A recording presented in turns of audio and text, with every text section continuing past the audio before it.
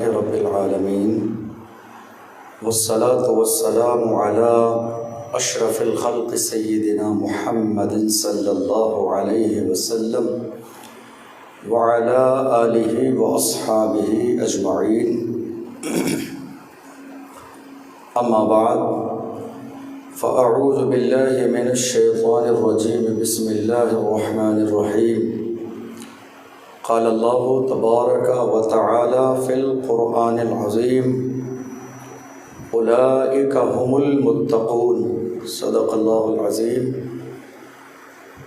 وصدق رسولہ النبی الامین الکریم، ونحن علی ذلک لمن الشاہدین والشاکرین والذاکرین والحمد للہ رب العالمین۔ آئیے ہم اور آپ نہایت عقیدت اور محبت کے ساتھ اپنے اور ساری کائنات کے آقا و مولا اللہ کے محبوب جناب محمد الرسول اللہ صلی اللہ علیہ وسلم کی بارگاہ مقدسہ میں درود پاک کا نذرانہ پیش کریں اور پڑھیں بآواز بلند، اللہم صلی علی سیدنا و مولانا محمد وعلی آل سیدنا و مولانا محمد وبارک وسلم، صلاۃ و سلاما علیک یا رسول اللہ، صلاۃ و سلاما علیک یا حبیب اللہ صلی اللہ تعالی علیہ وسلم۔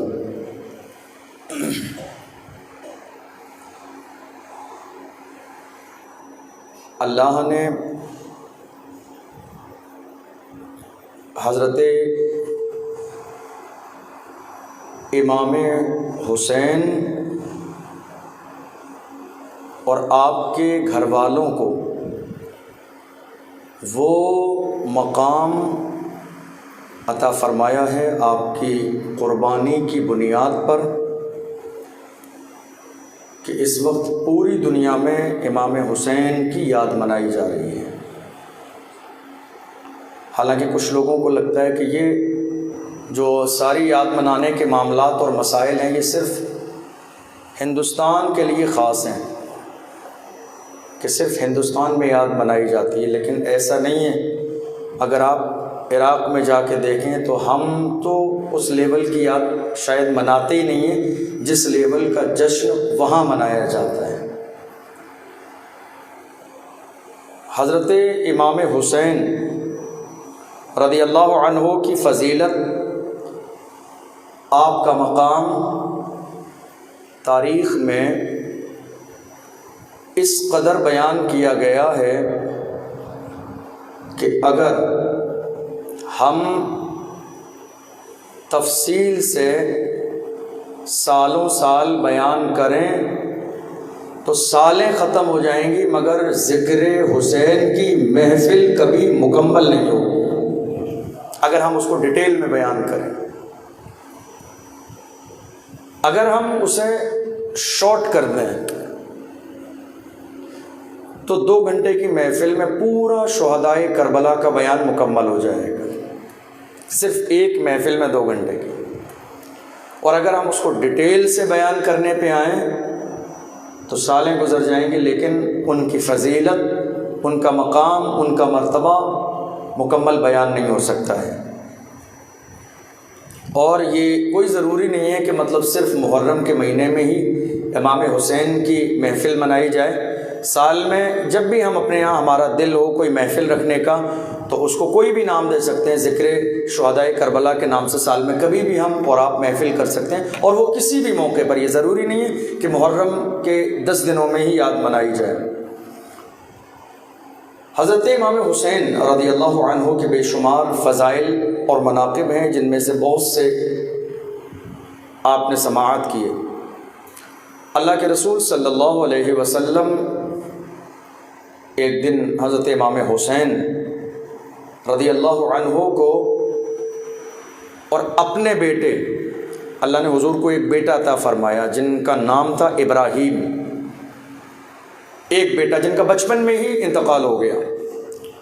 تو ایک دن اپنے شہزادے کو اور امام حسین کو، دونوں شہزادوں کو گودی میں لیے بیٹھے تھے۔ فرشتے نے آ کے کہا یا رسول اللہ، اللہ ان دونوں کو آپ کے پاس جمع نہیں ہونے دے گا، یہ دونوں آپ کے پاس نہیں رہیں گے یا رسول اللہ، آپ ان دونوں میں سے کسی ایک کو پسند فرما لیں، جس کو آپ پسند کریں گے وہ آپ کے پاس رہے گا۔ اب ہمارے لیے یہاں فیصلہ کرنا بڑا مشکل ہو جاتا کہ ایک طرف تو ہمارا اپنا بیٹا ہے اور ایک طرف بیٹی کا بیٹا ہے، لیکن یہ اس کائنات میں خصوصیت ہے امام حسین کی کہ دنیا کے تمام نواسے کی نسبت نانا کی طرف کی جائے تو وہ نواسے ہی کہا جاتا ہے، مگر یہ شان ہے امام حسین کی کہ میرے نبی نے ان کو نواسا نہیں اپنا بیٹا کہا ہے، میرے نبی نے انہیں اپنا بیٹا کہا ہے، حسین میرا شہزادہ ہے۔ ہمارے لیے مشکل ہوتا کہ ایک طرف ہمارا لخت جگر ہے، ہمارا بیٹا ہے، ایک طرف بیٹی کا بیٹا ہے، حالانکہ بیٹی کے پاس تو ایک بیٹا اور بھی ہے، امام حسن ہیں، بڑے ہیں، مگر حضور کے پاس صرف ایک بیٹا ہے۔ ہمارے لیے مشکل ہو جاتا، مگر حضور کے لیے مشکل نہیں تھا، چونکہ نگاہ نبوت وہ دیکھ رہی تھی جو آنے والے زمانے میں ہونے والا ہے۔ ہماری نگاہ تو کل کے بارے میں بھی غالباً کنفرم انداز میں نہیں دیکھ سکتی کل کیا ہونے والا ہے، مگر یہ پیغمبر کا مقام ہے کہ جو صدیوں کے بعد ہونے والا ہے نبی وہ بھی جانتے ہیں۔ اللہ کے محبوب صلی اللہ علیہ وسلم نے دل میں خیال فرمایا کہ اگر میرے بیٹے کا انتقال ہو جائے تو زیادہ غم تو مجھے ہوگا، لیکن اگر حسین کا انتقال ہوا تو میرے دل کو بھی تکلیف ہوگی اور میری بیٹی فاطمہ کا بھی دل ٹوٹ جائے گا، علی کا دل بھی ٹوٹ جائے گا۔ اور خود میرے نبی نے ارشاد فرمایا، اے لوگو، جس نے فاطمہ سے محبت کی اس نے مجھ سے محبت کی، اور جس نے مجھ سے محبت کی اس نے اللہ سے محبت کی، اور جس نے اللہ سے محبت کی اس کا ٹھکانہ جنت ہے۔ جس نبی نے خود دنیا کو فاطمہ سے محبت کا درس دیا ہو، جس پیغمبر نے علی سے محبت کا درس دیا، نبی نے فرمایا، اے لوگو، علی راضی ہے تو نبی راضی ہے، علی ناراض ہے تو نبی ناراض ہے۔ جس نبی نے خود درس دیا ہو محبت کا، وہ نبی کیسے یہ برداشت کر سکتے ہیں کہ علی کے دل کو تکلیف ہو جائے؟ اللہ کے محبوب صلی اللہ علیہ وسلم نے خیال فرمایا کہ اگر میرے بیٹے کی شہادت ہوئی تو زیادہ غم مجھے ہوگا، لیکن اگر حسین اس دنیا سے چلے گئے تو علی کو بھی دکھ ہوگا اور فاطمہ کو بھی دکھ ہوگا، اور ان دونوں سے زیادہ میرے دل کو تکلیف ہوگی۔ چونکہ اس کائنات میں کسی نانا نے نواسے سے اتنی محبت نہ کی ہے، نہ قیامت تک کوئی کر سکتا ہے جتنی محبت میرے نبی نے حسین سے کی ہے۔ کوئی نانا؟ ہے کوئی نانا جو نواسے کے لیے سجدہ لمبا کر دے؟ جس زمانے میں میرے نبی نے حالت نماز میں سجدے کو لمبا کیا تھا، اندازہ لگائیے کتنا خوبصورت منظر ہوگا۔ حجرے سے نکل کے حسین آ گئے تھے، میرے نبی نماز پڑھا رہے تھے مسجد میں، میرے رسول سجدے میں گئے، حسین نے دیکھا، کھڑے تھے تو کاندھے تک نہیں پہنچ سکتے تھے، رسول کھڑے ہیں تو کاندھے تک حسین کیسے پہنچیں گے، چھوٹے ہیں۔ سجدے میں گئے تو موقع مل گیا، اپنے چھوٹے چھوٹے جنتی پیروں سے جا کے حضور کے اوپر بیٹھ گئے۔ اب حضور نے سجدے کو لمبا کر دیا، صحابہ اکرام کے دل میں کئی خیال آئے کہ شاید حضور پر وحی نازل ہو رہی ہے۔ کچھ لوگوں نے خیال کیا کہ کہیں ایسا تو نہیں کہ ہمارے آقا نے فردہ فرما لیا، اتنا لمبا سجدہ تو میرے نبی نے زندگی میں کبھی نہیں کیا۔ لیکن جب میرے نبی نے سجدے سے سر اٹھایا، صحابہ کی جان میں جان آئی، رسول نے سلام پھیرا، لوگوں نے کہا یا رسول اللہ آج بہت الگ سجدہ تھا، تو میرے نبی نے فرمایا ہاں آج الگ سجدہ اس لیے تھا کہ میرے پیٹھ پر میرا نواسا حسین سوار ہو گیا تھا۔ یا رسول اللہ تو سجدہ لمبا کیوں کیا؟ لمبا نہ کرتا تو کیا کرتا؟ اٹھ جاتا اٹھ جاتا تو حسین زمین پہ گر جاتے، اور میری محبت کو گوارا نہیں ہے کہ حسین زمین پہ گر جائیں گے۔ اندازہ لگائیے، ہے کوئی دنیا میں ایسا نانا؟ بڑے سے بڑا عالم، بڑے سے بڑا فاضل، بڑے سے بڑے مفتی صاحب اگر مسجد میں خطبہ دے رہے ہوں اور ان کا اپنا نواسا آ جائے گرنے پڑنے لگے، اگر ان کو اجازت نہیں ہے کہ خطبہ ممبر سے چھوڑ کے نیچے آ جائیں، وہ یا تو بول بھی نہیں سکتے، اشارہ بھی نہیں کر سکتے، مگر میرے نبی نے کیا کیا؟ کسی کو اشارہ نہیں کیا، حسین کے لیے خطبہ بند کر کے میرے نبی ممبر سے نیچے آ گئے۔ حسین زمین پہ گر جائیں، رسول کی محبت کو گوارا نہیں ہے۔ میرے نبی نے شروع دن سے لے کر آخر تک پوری دنیا کو امام حسین کا مقام و مرتبہ بتایا، اور اسی لیے میرے نبی نے بتایا تاکہ دنیا امام حسین کی شان میں گستاخی کرنے سے پہلے یہ جان لے کہ اللہ و رسول کی بارگاہ میں ان کا مقام کیا ہے۔ امام حسن رضی اللہ عنہ کے حوالے سے شہادت تک کے سارے واقعات کل آپ نے سنے۔ امام حسین رضی اللہ عنہ کے بارے میں اللہ کے رسول صلی اللہ علیہ وسلم نے اپنے زمانے میں ایک شخص کے یہاں بچے کی پیدائش ہوئی، لے کے آیا گودی میں، کہا یا رسول اللہ کھجور چبا کے اس کے منہ میں رکھ دیں۔ حضور کا یہ انداز تھا کہ جب صحابہ اکرام کے یہاں بچے پیدا ہوتے تھے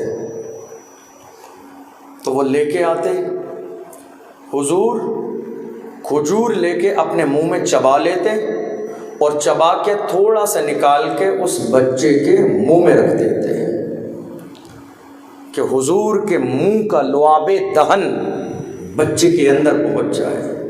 لوگ لے کے آتے، میرے نبی کھجور چباتے اور بچے کے منہ میں رکھ دیتے۔ اندازہ لگائیے کتنے خوش نصیب ہوں گے وہ بچے کہ جن کی گھٹی میں سب سے پہلے مصطفیٰ نے اپنا لعاب دہن ڈالا ہوگا۔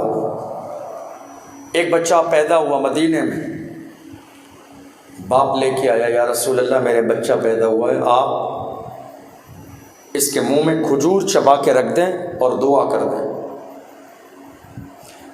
میرے نبی نے پوری زندگی جنہوں نے حضور پر ظلم کیا، حضور کو ستایا، حضور کو تکلیفیں دیں، حضور کے صحابہ کو شہید کیا، میرے نبی کو مکے سے نکالا، ہجرت کرنے پہ مجبور کیا، مگر نبی کی رحمت دیکھو کہ میرے نبی نے ان سب کو معاف کر دیا، کسی سے میرے نبی نے بدلہ نہیں لیا۔ یہ نبی کی رحمت ہے، یہ نبی کی رحمت، نبی کی محبت ہے۔ اتنے رحم والے نبی، چونکہ اللہ نے فرمایا ہے وَمَا أَرْسَلْنَاكَ إِلَّا رَحْمَةً لِّلْعَالَمِينَ، اے لوگوں ہم نے محبوب کو رحمت للعالمین بنا کے بھیجا ہے، سب کے لیے رحمت ہے۔ لیکن رحمت ہونے کے بعد اگر میرے نبی کسی سے چہرہ پھیر لیں تو اندازہ لگائیے کہ وہ شخص کتنا برا ہوگا، چونکہ دشمنوں کو رسول معاف کر دے رہے ہیں۔ اتنا بڑا دل اور اتنا اخلاق عالی ہے میرے نبی کا، لیکن اگر کسی سے میرے نبی چہرہ پھیر رہے ہیں تو ضرور وہ بہت برا انسان ہوگا۔ ایک شخص کے یہاں بچہ پیدا ہوا مدینے میں، لے کے آیا حضور کی بارگاہ میں گودی میں، یا رسول اللہ اس کو گود میں لے کے اپنے منہ میں کھجور چبا کے میرے بچے کے بھی منہ میں ڈال دیں اور دعا فرما دیں۔ میرے نبی نے فرمایا هو الوزغ الابن الوزغ، میرے نبی نے فرمایا یہ گرگٹ کا بچہ گرگٹ ہے۔ کیا فرمایا میرے نبی نے؟ یہ گرگٹ کا بیٹا ہے، اس کا باپ بھی گرگٹ ہے۔ اس زمانے میں صحابہ اکرام وہاں موجود تھے، کسی کو یہ بات سمجھ میں نہیں آئی کہ اتنے کرم والے نبی، رحم والے نبی، عنایات والے نبی، دشمنوں کو سینے سے لگانے والے نبی، دشمنوں کو دسترخوان پہ بٹھا کے کھلانے والے نبی، دشمنوں کے لیے ہاتھ اٹھا کے بارگاہ الہی میں دعا کرنے والے نبی، آخر ایک آنے والے بچے کے بارے میں میرے نبی فرما رہے یہ گرگٹ کا بچہ گرگٹ ہے۔ آخر وجہ کیا ہے؟ لوگوں کو یہ بات سمجھ میں نہیں آئی، لیکن جس دن یزید خلیفہ بنا، یاد رکھیے گا اس بات کو، یزید کون ہے؟ یزید امام حسن رضی اللہ عنہ کی شہادت کے بعد، حضرت امیر معاویہ کی شہادت کے بعد، حضرت امیر معاویہ نے اپنی شہادت کے وقت میں یزید کو بلایا، کتابوں میں ہے، اور کچھ نصیحتیں اور کچھ وصیتیں کی۔ جو لوگ کہتے ہیں نا حضرت امیر معاویہ اور حضرت علی میں آپس میں بڑے اختلافات تھے، بڑے آپس میں ایک دوسرے سے دل برے تھے، ایسا نہیں ہے۔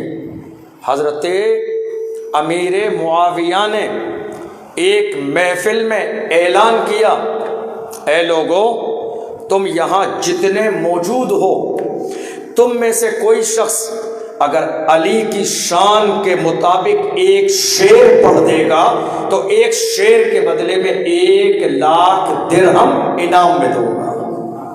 یہ تم جتنے لوگ یہاں موجود ہیں، کس نے کہا؟ امیر معاویہ نے۔ ان کی آپس میں محبت کا اندازہ لگائیے۔ امیر معاویہ نے کہا، اے لوگو تم جتنے یہاں موجود ہو، علی کی شان کے لائق کوئی ایک شعر پڑھ دے گا تو میں اس کو انعام میں علی کی شان کے لائق 1,00,000 بدلے میں درہم دوں گا۔ اندازہ لگائیے محبت کا۔ امیر معاویہ نے پوچھا، اے لوگو تمہیں پتہ ہے سب سے زیادہ بہادر کون ہے؟ تو لوگوں نے الگ الگ نام بتائے۔ امیر معاویہ نے کہا، سب سے زیادہ بہادر اگر دیکھنا ہے تو اللہ کے شیر علی کو دیکھ لو۔ یہ امیر معاویہ کے جملے ہیں۔ حضرت امیر معاویہ کا جب انتقال کا وقت قریب آیا، انہوں نے یزید کو بلایا، کچھ نصیحتیں کی، کچھ وصیتیں کی۔ فرمایا،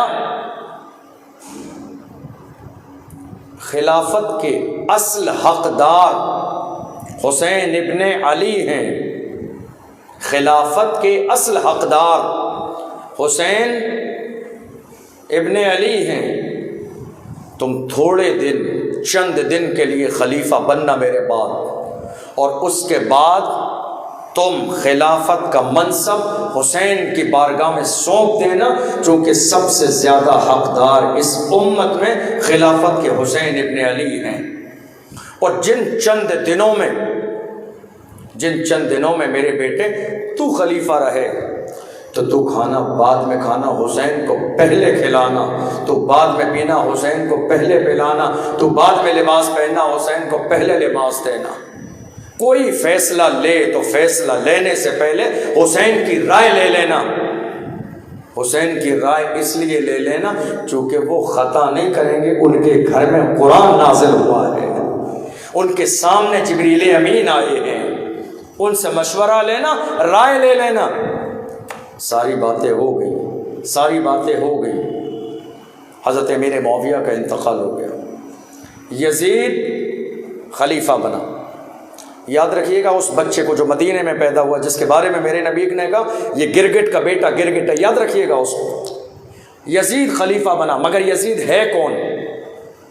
یزید امیر معاویہ کا بیٹا تو ہے، لیکن یہ وہ ظالم ہے۔ یہ میں بات ان لوگوں کے لیے بتا رہا ہوں جو آج بھی یزید کی حمایت کرتے ہیں، جو آج بھی یزید کو رحمت اللہ علیہ کہتے ہیں، جو آج بھی یزید کو امیر المومنین کہتے ہیں۔ حضرت عمر بن عبد العزیز تاریخ کا بہت بڑا نام ہے، ان کی بارگاہ میں ذکر آ گیا یزید کا، تو ایک شخص نے امیر المومنین یزید رحمت اللہ علیہ کہہ دیا، غصے میں آ گئے، غضب میں آ گئے، اور جلاد کو بلا کے کہا جاؤ اس کو 20 کوڑے لگاؤ، اس نے یزید جیسے ظالم کو امیر المومنین کیسے کہہ دیا؟ وہ ظالم ہے، اس پر اللہ کی لعنت ہو۔ رسول کے شہزادوں کو پیاسا ترسانے والے کو امیر المومنین کہا جائے گا؟ 20 کوڑے لگوائے حضرت عمر بن عبد العزیز نے، جس نے یزید کو امیر المومنین کہا۔ امام حسین رضی اللہ عنہ کا دور ہے، امیر معاویہ کا انتقال ہو گیا، یزید خلیفہ بنا، لیکن یہ ظالم وہ ہے، آپ کو غالباً یہ بات معلوم نہ ہو کہ اس کا ظلم کیا تھا۔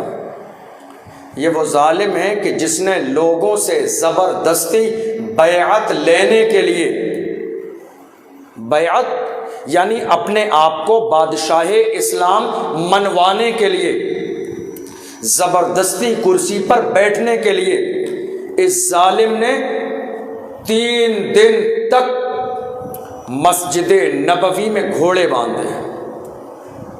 یزید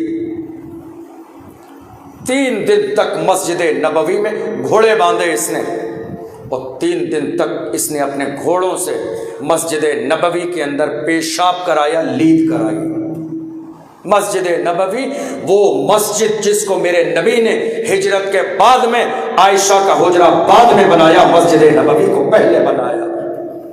وہ مسجد جس کے بارے میں میرے نبی نے فرمایا جو میری مسجد میں ایک وقت کی نماز پڑھے گا اسے 50,000 نمازوں کا ثواب ملے گا. وہ مسجد میرے نبی کی جس کے اندر ایک حصہ وہ ہے کہ جس کو ریاض الجنہ یعنی جنت کی کیالی کہا جاتا ہے. وہ مسجد کہ جس مسجد میں ایک چبوترا ہے جس کو اہل صفہ کا چبوترا کہا جاتا ہے.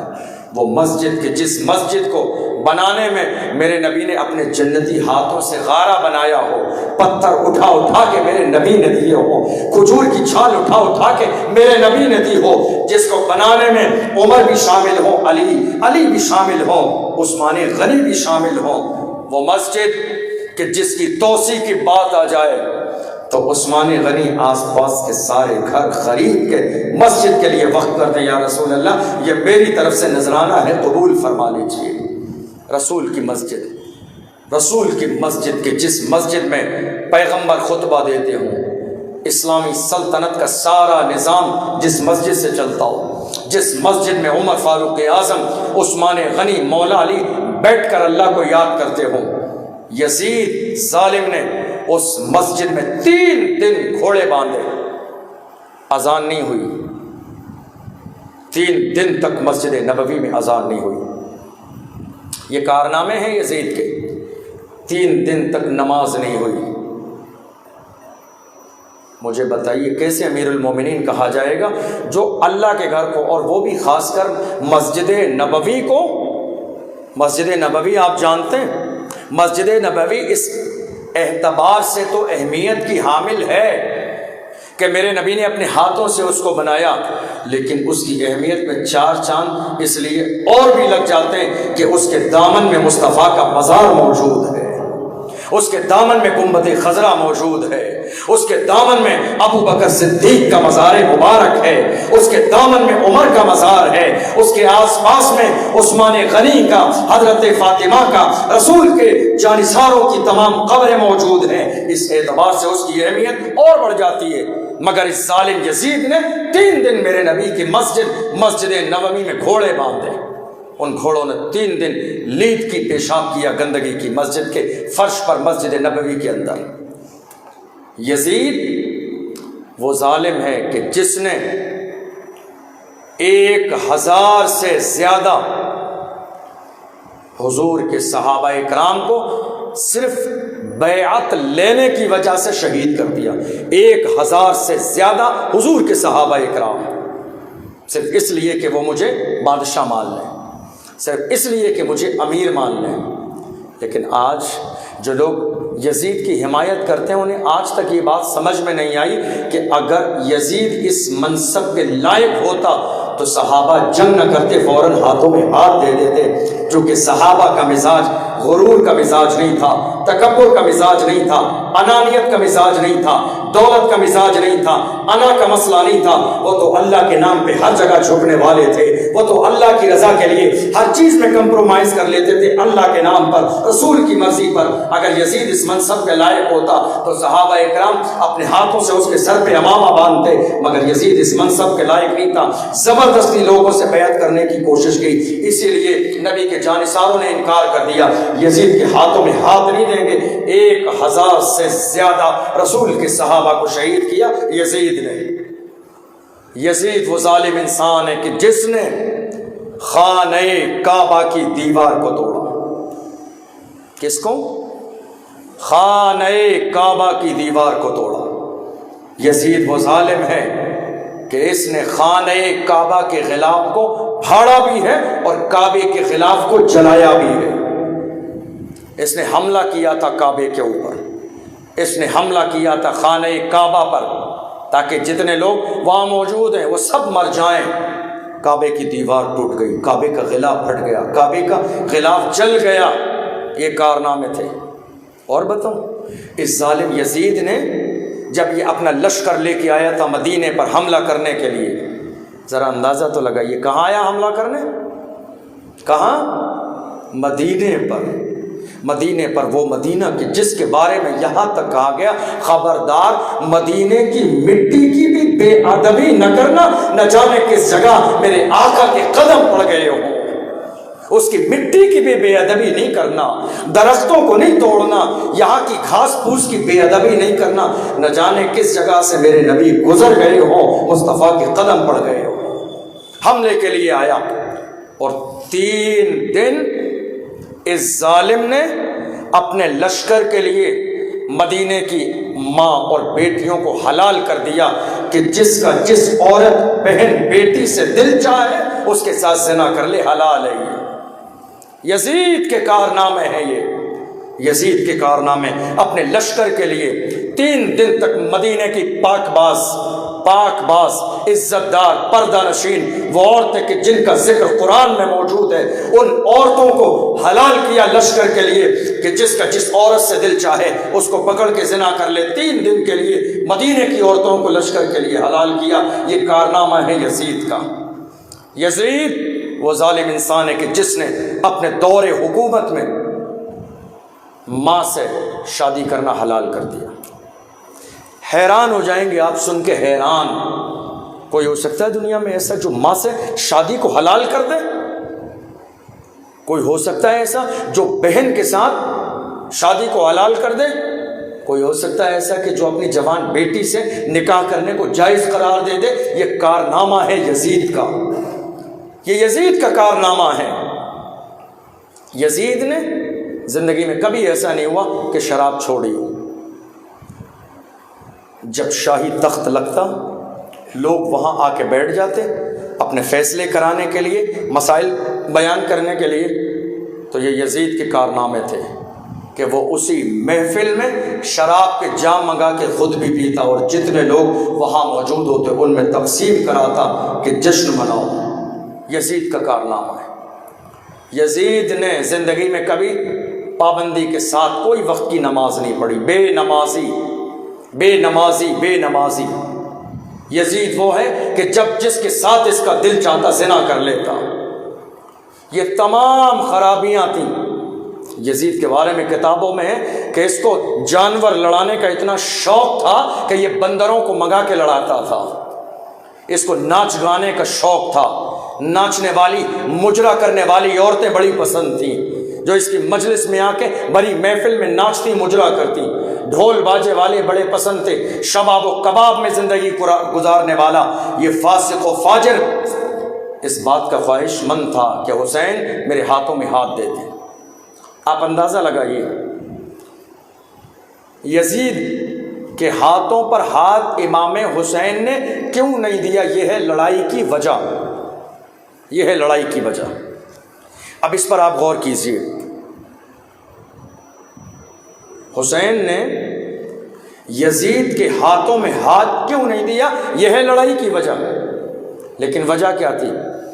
کہ یزید بے نمازی تھا، پہلی وجہ۔ امام حسین نے، سمجھ لیجئے گا، بہت اچھے سے سمجھ لیجئے گا اس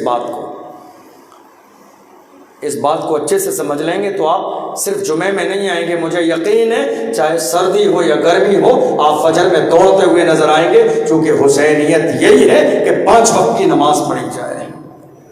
میرے حسین نے یزید کے ہاتھ میں ہاتھ نہیں دیا، خاندان کو شہید کرا دیا۔ پہلی وجہ یزید کے ہاتھوں میں ہاتھ نہ دینے کی پہلی وجہ کہ یزید بے نمازی ہے، یزید بے نمازی ہے۔ دوسری وجہ یزید شرابی ہے۔ تیسری وجہ یزید زانی ہے، زنا کرتا ہے۔ چوتھی وجہ یزید ڈھول باجے ڈی جے ناچنے والی عورتیں، مجرا کرنے والی عورتوں کے ساتھ رہ کے ان کے ساتھ رنگ رنگیلیاں مناتا ہے۔ ان وجوہات کی بنیاد پر میرے آقا حسین نے یزید کے ہاتھوں میں ہاتھ نہیں دیا. لیکن اب آپ بتائیے، حسین نے ہاتھ نہیں دیا اس لیے کہ نماز نہیں پڑھتا ہے، شراب پیتا ہے، زنا کرتا ہے، ڈھول باجے ڈیجوں میں رہتا ہے، اس لیے حسین نے یزید کے ہاتھوں میں ہاتھ نہیں دیا. اور آج حسین کے نام پر نعرہ لگانے والوں میں یہ چاروں کمیاں مکمل طور پر موجود ہیں.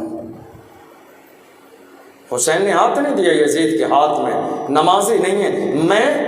میں اس کو مسلمانوں کا خلیفہ بنا دوں، مسلمانوں کا جانشین بنا دوں، امیر المومنین بنا دیا جائے؟ جو آدمی 5 وقت نماز پڑھ کے اللہ کا حق ادا نہیں کر سکتا، وہ اللہ کے بندوں کا حق کیسے ادا کرے گا؟ اللہ کا حق ہے نماز، نماز اللہ کا حق ہے. میرے نبی نے فرمایا نماز میری آنکھوں کی ٹھنڈک ہے. میرے نبی فرماتے ہیں جس نے نماز پڑھی اس کے لیے نور ہے، جس نے نماز پڑھی اس کے لیے حجت ہے، جس نے نماز پڑھی اس کے لیے دلیل ہے، جس نے نماز پڑھی اس کے لیے کامیابی ہے، جس نے نماز پڑھی اس کی قبر اللہ روشن کر دے گا. جس نے پوری زندگی پابندی سے نماز پڑھی اللہ اسے قبر کے عذاب سے محفوظ کر دے گا. جو نماز پڑھ کے کام کے لیے جاتا ہے رحمت کے فرشتے اس کے ساتھ لگ جاتے ہیں. نماز پڑھ کے گھر سے باہر نکلتا ہے حفاظت کے فرشتے ساتھ آ جاتے ہیں. نماز پڑھ کے گھر سے باہر نکلتا ہے اللہ کی رحمت نازل ہوتی ہے. میرے نبی نے فرمایا ہے لوگوں جو ایک وقت کی نماز ایک وقت کی نماز جان بوجھ کے چھوڑ دیتا ہے جہنم کے دروازے پہ اس کا نام لکھ دیا جاتا ہے. ایک وقت کی نماز جو جان بوجھ کے چھوڑ دیتا ہے. ہم چھوڑ رہے نماز تھوڑی سی نیند کی وجہ سے، تھوڑے سے آرام کی وجہ سے، تھوڑے سے سکون کی وجہ سے، شادی کی وجہ سے، فنکشن کی وجہ سے، دوستوں کی وجہ سے، گھومنے پھرنے کی وجہ سے. حالانکہ نماز کوئی دقت والی بات نہیں ہے. شادی میں بھی پڑھی جا سکتی ہے، فنکشن میں بھی پڑھی جا سکتی ہے، سفر میں بھی پڑھی جا سکتی ہے، جنگل میں بھی پڑھی جا سکتی ہے. کوئی دشواری والا مسئلہ نہیں ہے کہ آپ محلے کی مسجد میں نماز پڑھو. نہیں، میرے نبی نے اسی لیے فرمایا اے لوگوں اللہ نے پوری زمین کو نمازی کے لیے مسجد بنا دیا ہے. جہاں چاہے مصلی بچھا کے نماز پڑھ لے، کوئی دشواری کا مسئلہ نہیں ہے. اور جان بوجھ کر نماز کا وقت ہے نماز پڑھ سکتا ہے، مسجد آ سکتا ہے، اللہ کے گھر کو آباد کر سکتا ہے اور ایسے وقت میں نماز چھوڑ دے جبکہ نماز پڑھ سکتا ہے تو میرے نبی فرماتے ہیں اس کا نام جہنم کے دروازے پہ لکھ دیا جاتا ہے. ذرا غور کیجیے، آقا حسین یہی فرما رہے ہیں جو اللہ کا حق 5 وقت کی نماز نہیں پڑھ سکتا وہ بندوں کا حق کیسے ادا کرے گا؟ حسینیت کیا ہے؟ حسینیت ہے 5 وقت کی نماز پڑھنا پابندی سے. چونکہ میرے آقا حسین نے اسی وجہ سے یزید کے ہاتھوں میں ہاتھ نہیں دیا. بے نمازی ہے، آپ اندازہ لگائیے، بے نمازی ہے اسے منصب نہیں ملے گا، بے نمازی ہے اسے منصب نہیں ملے گا. آج ہمارے ہاں دیکھ لیجئے، ہمارے ملک ہندوستان، پورے ملک کی بات کر رہا ہوں، جتنے منصب بڑے بڑے ملیں گے سب بے نمازیوں کے پاس ہیں. ہمارے ملک ہندوستان میں جتنے بڑے منصب ہیں سب بے نمازیوں کے پاس ہیں، جو نہ دین جانے، نہ اسلام جانے، نہ قرآن جانے، نہ رسول کی تعلیم جانے، نہ اسلام کا معاملہ جانے. نماز دعائے قنوت یاد نہیں، اتحیات یاد نہیں، نماز کی صورت یاد نہیں، نماز کی نیت یاد نہیں. ایسے لوگ ہمارے ملک میں ہیں اور سارے بڑے مرتبے اور منصب انہی کے پاس ہیں. مگر امام حسین کا مزاج یہ نہیں ہے. میرے آقا حسین نے فرمایا میرے مصطفیٰ کی شریعت کا یہ مزاج ہے کہ چہرہ دیکھ کے فیصلہ نہیں ہوگا. میرے نبی کی شریعت کا مزاج یہ ہے کہ خاندان دیکھ کے فیصلہ نہیں ہوگا. میرے نبی کی شریعت کا مزاج یہ ہے پاور دیکھ کے فیصلہ نہیں ہوگا. میرے نبی کی شریعت کا مزاج یہ ہے دولت دیکھ کے فیصلہ نہیں ہوگا. میرے آقا صلی اللہ علیہ وسلم نے ہر زمانے میں یہی مزاج دیا تھا، اے لوگوں جو جس منصب کے لائق ہے اس کو اسی منصب پر رکھو، جو جس منصب کے لائق نہیں ہے اگر اس منصب پر بٹھا دو گے تو آنے والے زمانے میں فتنے پیدا ہو جائیں گے، پریشانیاں پیدا ہو جائیں گے. آقا حسین نے پہلی وجہ تھی حسین بے نمازی ہے، دوسری وجہ تھی حسین شرابی ہے. میں حسین کے ہاتھوں میں ہاتھ نہیں دوں گا. کیوں؟ میں یزید کے ہاتھوں میں ہاتھ نہیں دوں گا، آقا حسین کا اعلان ہے. کیوں؟ شرابی ہے. حسینیت شراب سے دور رہنا ہے. میرے آقا حسین نے فرمایا یزید کے ہاتھوں میں ہاتھ نہیں دوں گا چونکہ وہ زانی ہے، زنا کرتا ہے. آج آپ دیکھ لو ہمارے یہاں بڑے بڑے منصب ہیں لوگوں کے پاس میں، زنا کر رہے ہیں، عیاشیاں کر رہے ہیں، مکاریاں کر رہے ہیں، بدکاریاں کر رہے ہیں، کوئی مطلب نہیں ہے، کوئی مطلب نہیں ہے۔ منصب دے دیے جائیں، خاندان دیکھ کے، رشتہ دار دیکھ کے، ریلیشن دیکھ کے، دوستی دیکھ کے، اسلام کا یہ مزاج نہیں ہے۔ میرے آقا حسین نے فرمایا یزید زانی ہے، اسی بنیاد پر اس کو مسلمانوں کا امیر نہیں بنایا جائے گا، مسلمانوں کا خلیفہ نہیں بنایا جائے گا۔ اور یزید مجرا کرنے والی عورتوں کے ساتھ رہتا، اس کے محل میں، اس کی محفل میں ناچنے والی عورتیں آتی ہیں، ڈھول واجے ڈیجوں پہ تھرکنے والی عورتیں اس کے پاس رہتی ہیں، یہ مسلمانوں کا امیر نہیں بن سکتا۔ حسین کے جملوں پر غور کیجئے، آج تو کتنے لوگ ایسے ہیں، کتنے لوگ ایسے ہیں، جب ڈھول باجے ڈی جے کی بات آ جاتی ہے تو لوگ کہتے ہیں ہم تو بجا لیں گے، دیکھیں ہمیں کون روکے گا، ہمارے یہاں شادی آنے دو، ہم تو بجا لیں گے، دیکھیں ہمیں کون روکے گا، ہمارے یہاں شادی آئے گی ہم تو بجائیں گے، ہم تو نہیں مانیں گے۔ نہ جانے یہ کہاں سے نئے نئے عالم آ جاتے ہیں، نئے نئے مسئلے لے کے آ جاتے ہیں۔ یہ نیا مسئلہ نہیں ہے، یہ وہ مسئلہ ہے جس مسئلے کو میرے آقا حسین نے کربلا میں اٹھایا تھا۔ آقا حسین نے کربلا میں اس مسئلے کو اٹھایا تھا، یزید کے ہاتھوں میں ہاتھ نہیں دوں گا۔ وجہ یہ ہے کہ یہ ڈھول باجے ڈی جے بجواتا ہے جو اسلام میں حرام ہے، سب کے لیے حرام ہے، امیر ہو غریب ہو، امیر ہو غریب ہو، گورا ہو کالا ہو، یتیم ہو بیوہ ہو مسکین ہو، کوئی بھی ہو، سب کے لیے حرام تو حرام برابر ہے، کسی کے لیے کوئی فرق نہیں ہے۔ آج ہمارے ہاں دیکھ لیجیے آپ، ایک طرف حسین کا نعرہ ہے، دامن حسین نہیں چھوڑیں گے، دوسری طرف ہماری شادیوں میں ڈھول باجے ڈی جے پہ کوئی کمپرومائز نہیں ہو رہا ذرے کے برابر۔ باپ سے پوچھ لو بیٹے کا نام ہے، بیٹے سے پوچھ لو ماں کا نام ہے، ماں سے پوچھ لو دادا کا نام ہے، دادا سے پوچھ لو انکل کا نام ہے۔ کوئی اپنے اوپر لینے کے لیے تیار نہیں ہے کہ یہ غلط کام حرام کام ہم نے کرایا، کوئی کہنے کے لیے تیار نہیں ہے۔ آج ہمارے یہاں محرم آتا ہے، وہ تو آپ دیکھ لو کہ کورونا کے حالات پرمیشن نہیں ہے، ورنہ اس زمانے میں بھی تعزیے تیار ہو گئے ہوتے، لاکھوں روپے کی پنی اور کاک لگا دیا گیا ہوتا، سمجھ رہے ہیں آپ۔ اور تعزیہ بنانے کے بعد میں آپ کو بتاؤں، افسوس ہوگا آپ کو یہ بات سن کر، میں نے اپنی آنکھوں سے ہندوستان کے کئی علاقوں میں دیکھا ہے، جب تعزیہ نکلنے لگتا ہے تو تعزیے پہ جو ڈھول بجانے لوگ ہیں شرابیں پی پی کے آتے ہیں ڈھول بجانے کے لیے۔ سنی بات نہیں کر رہا ہوں، آنکھوں دیکھا حال بتا رہا ہوں آپ۔ حسین کی محبت میں تعزیے کے آگے پیچھے ڈھول بجاتے چلتے ہیں۔ یہ ڈھول کیوں بجا رہے ہیں آپ؟ مجھے بتائیے، ڈھول بجا کیوں رہے ہیں آپ؟ حسین کی محبت میں؟ کیا ڈھول بجانا حسینیت ہے؟ ناچنا گانا حسینیت ہے؟ زمین پر پلٹے کھانا حسینیت ہے؟ لباس پھاڑنا حسینیت ہے؟ مجھے بتاؤ، امام حسین اور آپ کے خاندان کے سارے لوگ شہید ہوئے کس کے سامنے؟ آپ کے بیٹے بیمار عابد جن کا نام زین العابدین بھی ہے، ان کے سامنے شہید ہوئے۔ سب سے زیادہ غم کس کو ہوگا؟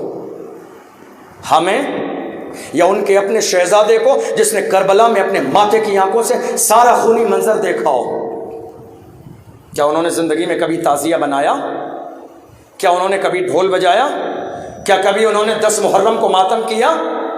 کیا وہ زمین پہ اس طرح کپڑے پھاڑتے تھے؟ کبھی نہیں کیا۔ چونکہ کربلا میں، سن لیجیے گا سمجھ لیجیے گا، اور کسی کو اعتراض ہو تو میرے پاس آ بھی جائیے گا، دلیل بھی بتا دوں گا، میں ہوائی باتیں نہیں کرتا ہوں۔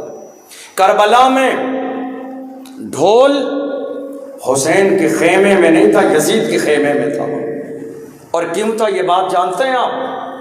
22,000 کا لشکر جانتا تھا کہ تھوڑی دیر میں ان 3 دن سے بھوکے پیاسے لوگوں کو آدھا گھنٹے میں گاجر مولی کی طرح کاٹ کے ختم کر دیا جائے گا، اور اس کے بعد ناچنے والی عورتیں آئی تھیں کہ جشن منایا جائے گا، ڈھول آئے تھے بجائے جائیں گے۔ اور یہ ساری تیاریاں شراب و شباب کی یزیدیوں کے خیمے میں تھیں۔ مجھے بتاؤ، فیصلہ تو یہیں سے ہو گیا کہ حسینیت کا نام ڈھول باجے بجانا نہیں، یہ تو یزیدیوں کا کام ہے۔ کسی زمانے میں ایمان والوں نے، آج بہت سارے لوگ نہ جانے کہاں سے نکل کے آ رہے ہیں، یہ پیر فقیر، بہت سارے پیر فقیر نکل کے آ رہے ہیں، نئے تعزیوں کے حوالے دینے والے، نہیں محرم منایا جائے گا، محرم منانے کے یہ فائدے، محرم منانے کے یہ فائدے، ہمارے بزرگوں نے محرم منایا، ان بزرگوں نے محرم منایا۔ ہم محرم منانے سے انکار نہیں کرتے ہیں، محرم منائیے، آپ شہادت کی محفل کیجیے، حسین کا شربت بنائیے، حسین کی شیرینی بنائیے، حسین کا تذکرہ کیجیے، غریبوں کو کھانا کھلائیے، روڈ پر سبیل لگائیے، یہ سارے جائز کام ہیں، کیجیے۔ ہمارا اختلاف تو آج کے زمانے میں مروجہ تعزیہ داری، وہ تعزیہ داری جہاں ڈھول ہوں، باجے ہوں، شرابیں ہوں، عورتیں آدمی ایک ساتھ محفل میں ہوں، مرد عورت، عورت مرد کے اوپر ہو، ہم ایسی تعزیہ داری کو ناجائز کہتے ہیں۔ اس میں کسی کا کوئی لحاظ نہیں ہے، یہ برا مانے گا وہ برا مانے گا، جس کو برا ماننا ہے مان لے، کسی کے برا ماننے سے کوئی فرق نہیں پڑتا۔ جو حرام ہے وہ حرام ہے، جو حلال ہے وہ حلال ہے۔ میرے آقا حسین نے کہا نہیں، یزید کے ہاتھوں میں ہاتھ نہیں دیا جائے گا۔ کیوں؟ اس لیے کہ یہ ڈھول باجے کی زندگی گزارنے والا ہے۔ یزید کے ہم نواؤں نے ایک حدیث تلاش کی، بڑی کوشش کی حدیث تلاش کرنے میں، کہ یزید کو جنتی ثابت کر دیں۔ کیا کریں؟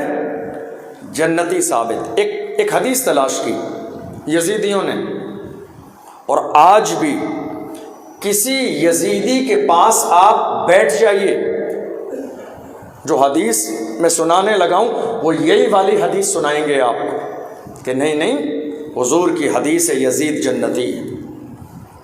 میرے نبی نے فرمایا اول جیش من امتی یغزون مدینۃ قیصر مغفور لہم۔ میرے نبی نے فرمایا جو شخص قسطنطنیہ پر، جو لشکر قسطنطنیہ پر، قیصر کے شہر قسطنطنیہ پر جو لشکر پہلا حملہ کرے گا، مسلمانوں کا لشکر، اس کو فتح کرنے کے لیے میرے نبی نے فرمایا وہ لشکر بخشا ہوا ہے، جنتی ہے۔ یہ ہے تاریخ۔ میرے نبی نے فرمایا روم قیصر کے شہر، اول جیش من امتی یغزون مدینۃ قیصر مغفور لہم۔ میرے نبی نے فرمایا قیصر کے شہر قسطنطنیہ پر مسلمانوں کا پہلا لشکر جو حملہ کرے گا وہ جنتی ہے، بخشا ہوا ہے۔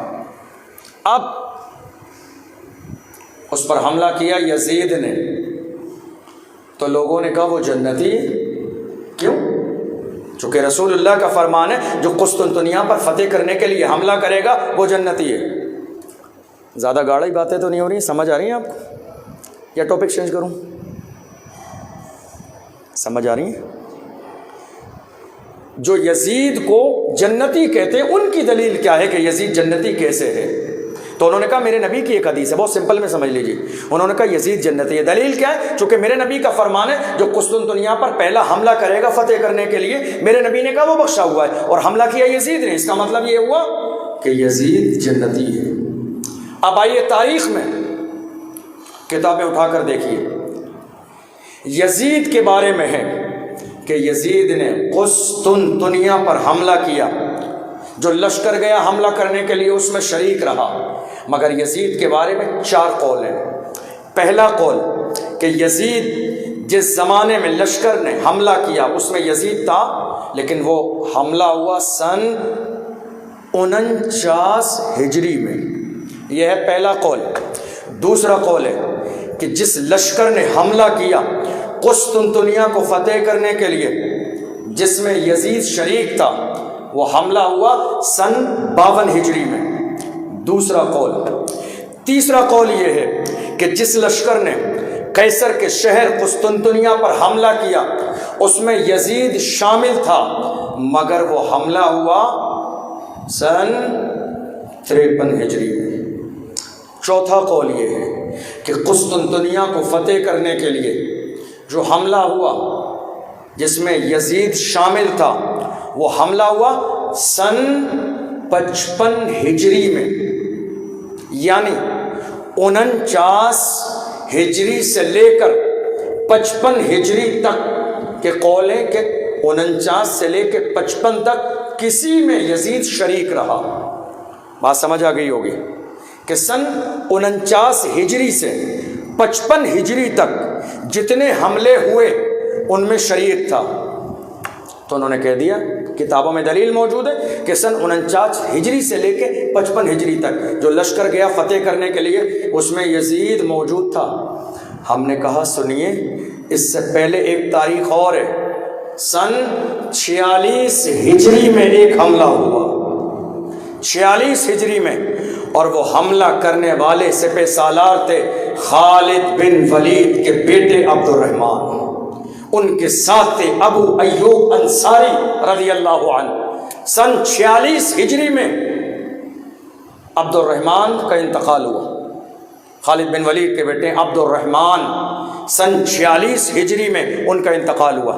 اس کا مطلب یہ ہوا کہ انہوں نے انتقال سے پہلے حملہ کیا، اب یا تو 46 ہجری میں کیا ہوگا یا 45 ہجری میں کیا ہوگا، تو یزید نے حملہ کیا 49 ہجری میں، یزید سے پہلے لشکر نے حملہ کیا 45 یا 46 ہجری میں، اور میرے نبی نے ایک جملہ خاص کیا تھا، پہلا لشکر جو حملہ کرے گا وہ جنتی ہے۔ مطلب یہ ہوا کہ پہلے لشکر میں یزید شامل نہیں تھا، اس لیے یزید کو جنتی کہنے والوں تمہاری دلیلیں کمزور ہیں۔ پہلا لشکر خالد بن ولید کے بیٹے، وہی خالد کہ جنگ میں جب ٹوپی گرتی ہے تو جان کی پرواہ کیے دوڑتے جاتے ہیں، لوگ کہتے ہیں ہزاروں ٹوپیاں پاس ہیں، آخر کیا ہے تمہاری ٹوپی میں جو دوڑتے ہوئے ٹوپی لینے کے لیے جاتے ہو؟ خالد بن ولید کہتے ہیں میں جنگیں جیتتا تو ہوں مگر بازو کی طاقت کی بنیاد پر نہیں، میری ٹوپی میں مصطفیٰ کریم کے سر کا بال موجود ہے، اس کی برکت ہے کہ جہاں چلا جاتا ہوں اللہ میدان کو فتح فرما دیتا۔ خالد بن ولید کے بیٹے کون ہے؟ عبد الرحمن۔ سن 45 سے 46 ہجری میں انہوں نے قیصر کے شہر قسطنطنیہ پر حملہ کر کے دنیا کے سامنے یہ ثابت کر دیا کہ حدیث تیرے بارے میں نہیں۔ اور یزید کے بارے میں میرے نبی کا علم غیب دیکھو، اللہ کے رسول صلی اللہ علیہ وسلم نے اپنے دور میں ارشاد فرمایا تھا اولو رجل یبدل سنتی رجل من بنی امیہ یقال له یزید۔ میرے نبی نے فرمایا میری امت میں پہلا شخص اول رجل من یبدل سنتی رجل من بنی امیہ یقال له یزید۔ میرے نبی نے فرمایا میری امت میں پہلا شخص ہوگا، میری امت میں وہ پہلا شخص ہوگا بنی امیہ قبیلے سے ہوگا جو میری سنت اور میرے طریقے کو بدل دے گا، اس کا نام یزید ہوگا۔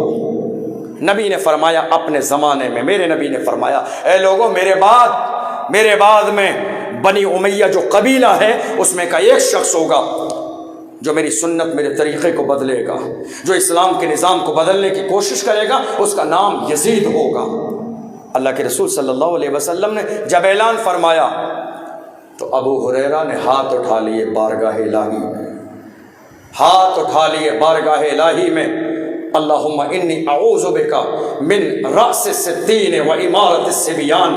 ابو ہریرہ نے بارگاہ الہی میں ہاتھ اٹھا لیے، اے اللہ مجھے سن 60 ہجری سے اور لڑکوں کی حکومت پہلے سے موت عطا فرما دے، چونکہ میرے نبی کا اشارہ تھا 60 ہجری میں یزید آ جائے گا۔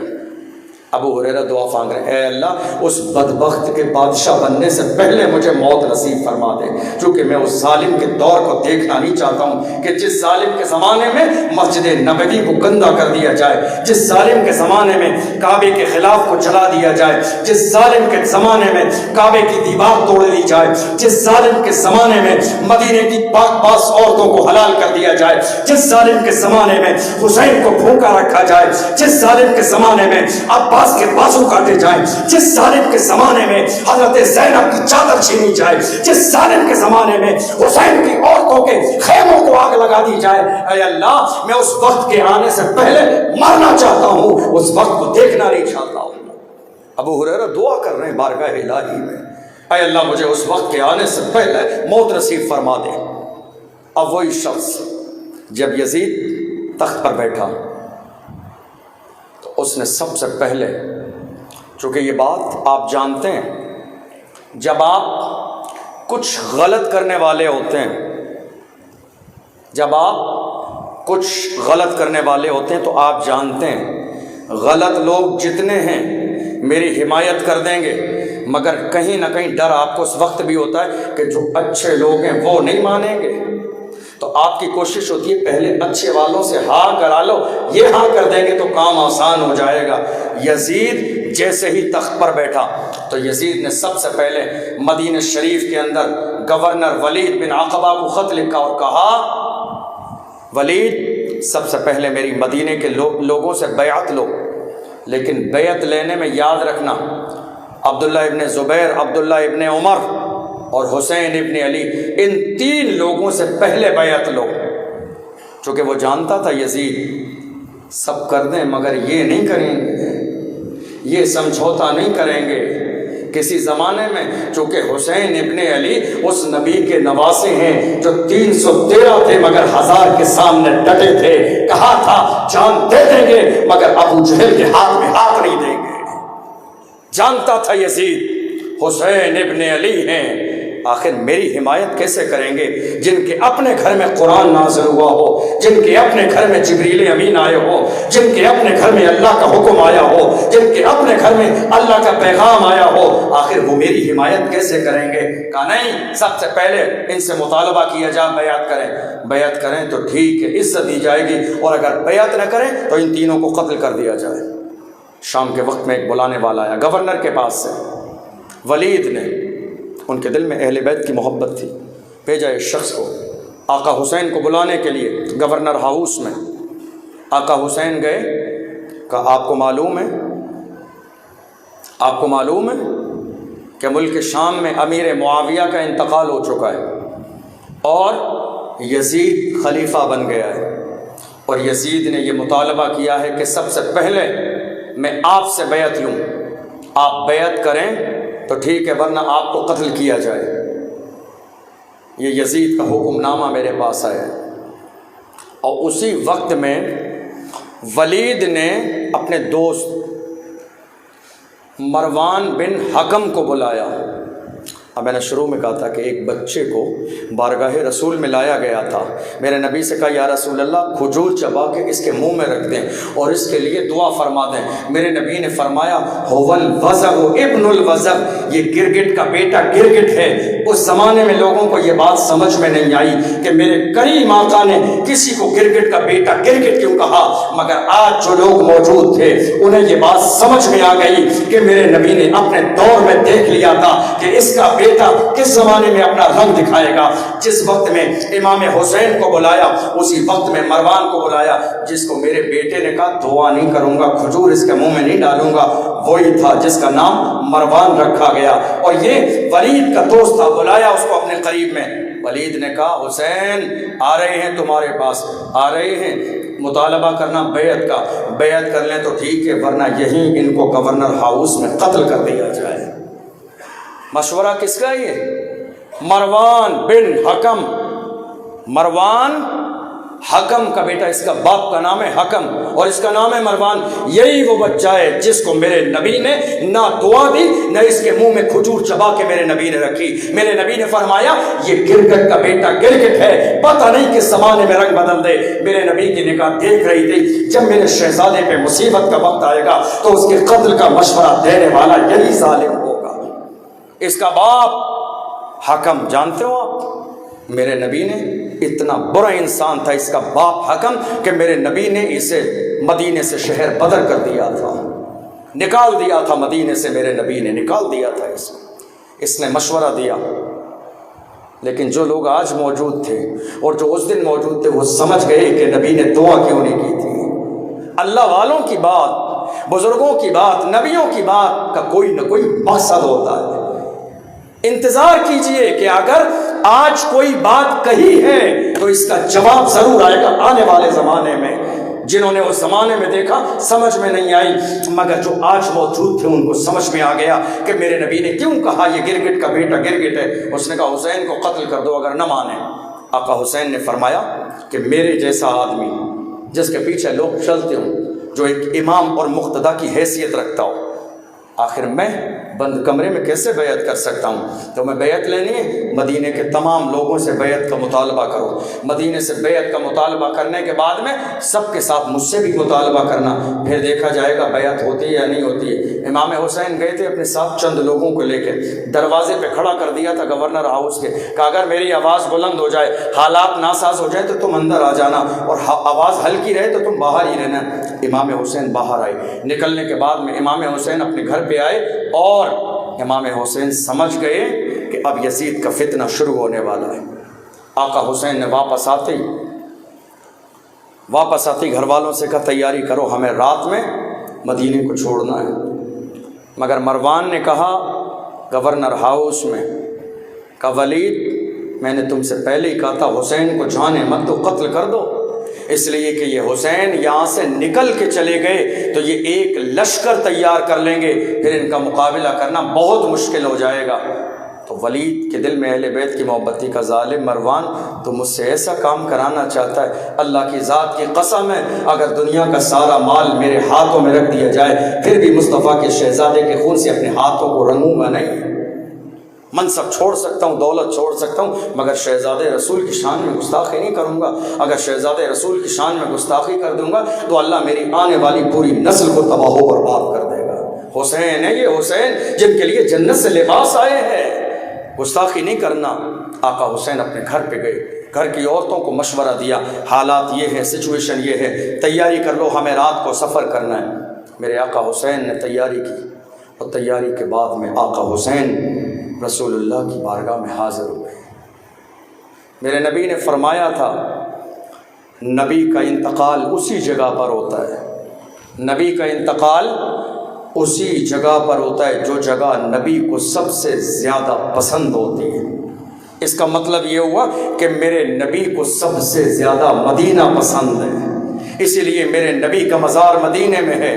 وہ مدینہ کہ جب تک میرے نبی مدینے میں نہیں آئے تھے اس وقت تک مدینے کو یثرب کہا جاتا تھا، بیماریوں کی جگہ، جنات کی جگہ، بھوتوں کی جگہ، پریشانیوں کی جگہ، مصیبتوں کی جگہ، کوئی مدینے سے گزرنا پسند نہیں کرتا تھا۔ مگر یہ مصطفیٰ کے قدموں کی برکت ہے، نبی کے قدم پڑ گئے ہیں تو پوری دنیا کا ہر انسان اللہ کی بارگاہ میں ہاتھ اٹھا کے کہتا ہے دکھا دے یا الہی وہ مدینہ کیسی بستی ہے جہاں پر رات دن مولا تیری رحمت برستی ہے۔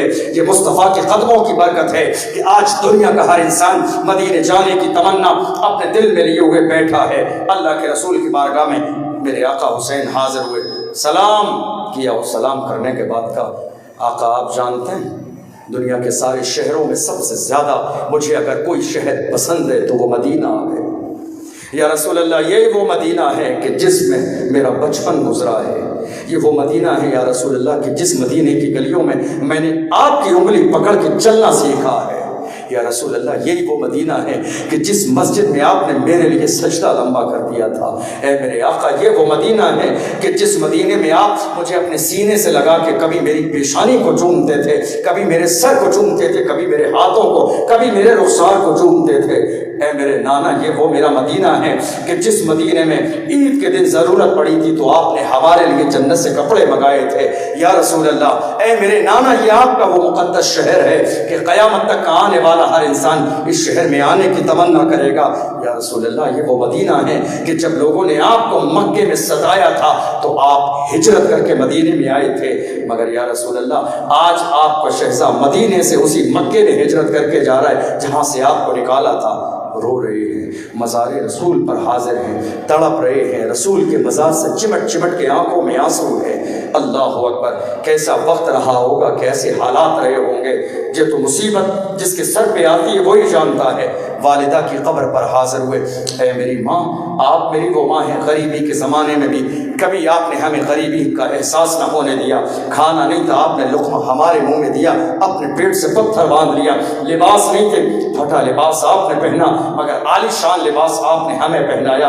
اے میری ماں آج آپ کے والد کی امت کے لوگوں نے میرے اوپر مدینے کی زمین کو تنگ کر دیا ہے، میرے دل میں جب خواہش ہوتی تھی آپ کے مزار پہ آ جاتا تھا۔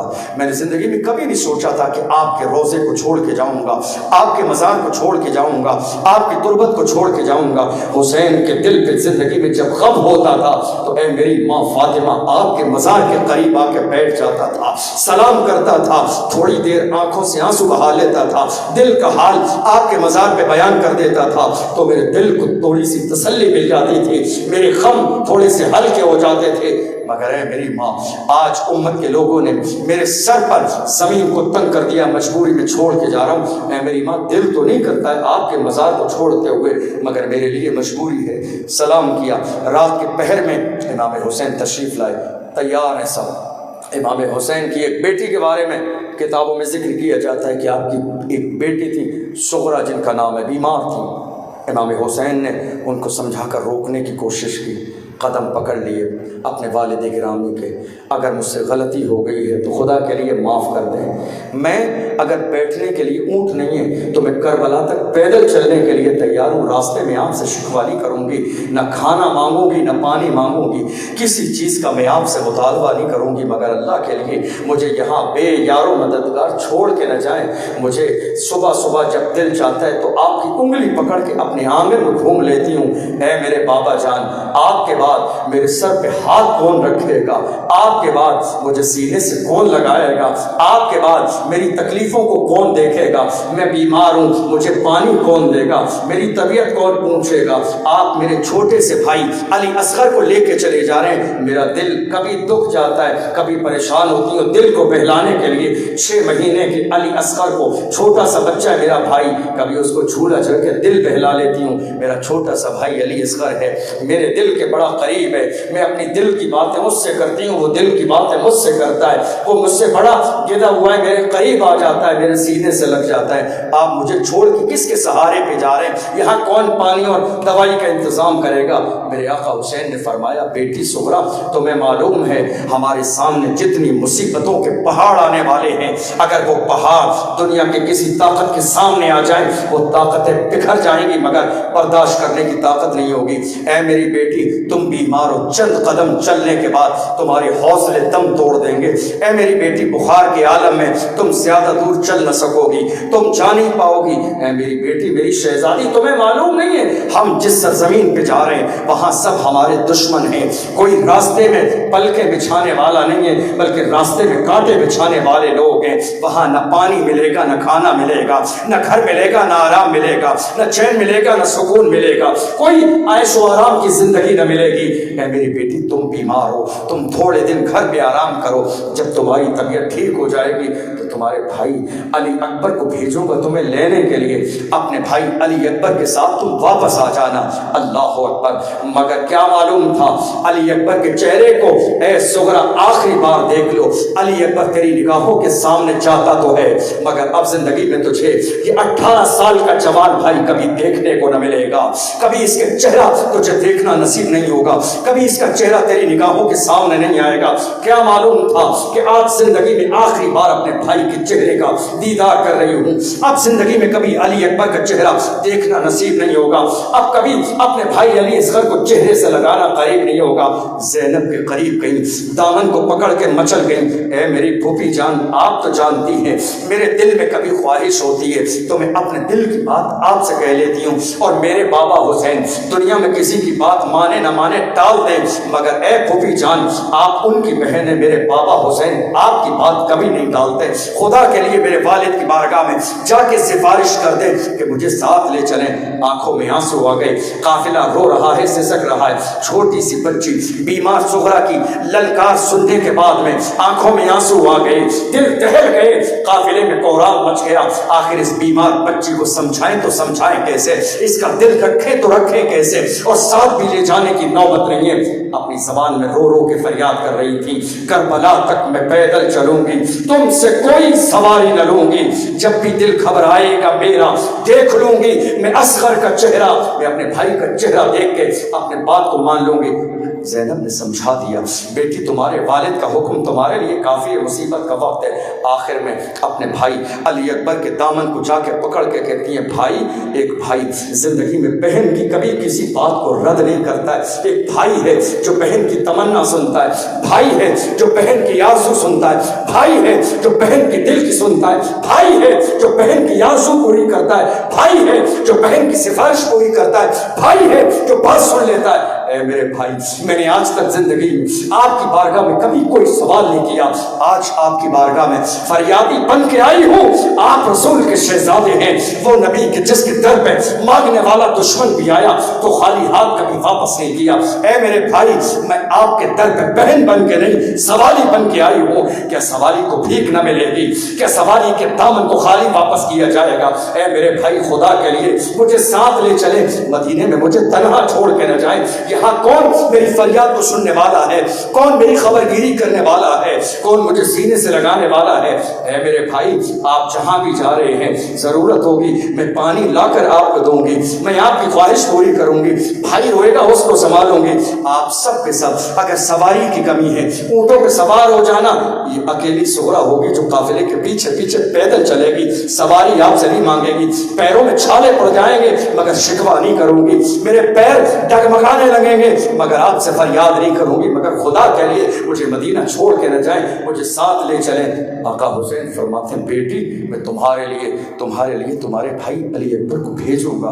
اللہ اکبر! لیکن کیا معلوم تھا کہ سغرا زندگی میں آخری بار علی اکبر کے چہرے کو دیکھ رہی ہے، آج کے بعد علی اکبر کا چہرہ دیکھنا نصیب نہیں ہوگا، آج کے بعد عباس کا چہرہ دیکھنا نصیب نہیں ہوگا، آج کے بعد اپنے چھوٹے سے بھائی علی اصغر کو سینے سے لگانے کا موقع نہیں ملے گا، آج کے بعد پھوپھی اتنی آسانی سے نہیں ملے گی۔ اللہ اکبر! امام علی مقام اپنے پورے قافلے کو لے جانے کے بعد راتوں رات سفر کرتے ہوئے مکہ شریف تشریف لے گئے۔ آپ جانتے ہیں کتنا عجیب وقت ہے، ایک زمانہ وہ تھا کہ ان مکے والوں نے اللہ کے رسول کو ہجرت کرنے پہ مجبور کر دیا تھا، راتوں رات میرے نبی مکے سے ہجرت کر کے آئے تھے، اور آج وہ وقت ہے کہ نبی کا نواسہ مدینے سے ہجرت کر کے مکے جا رہا ہے۔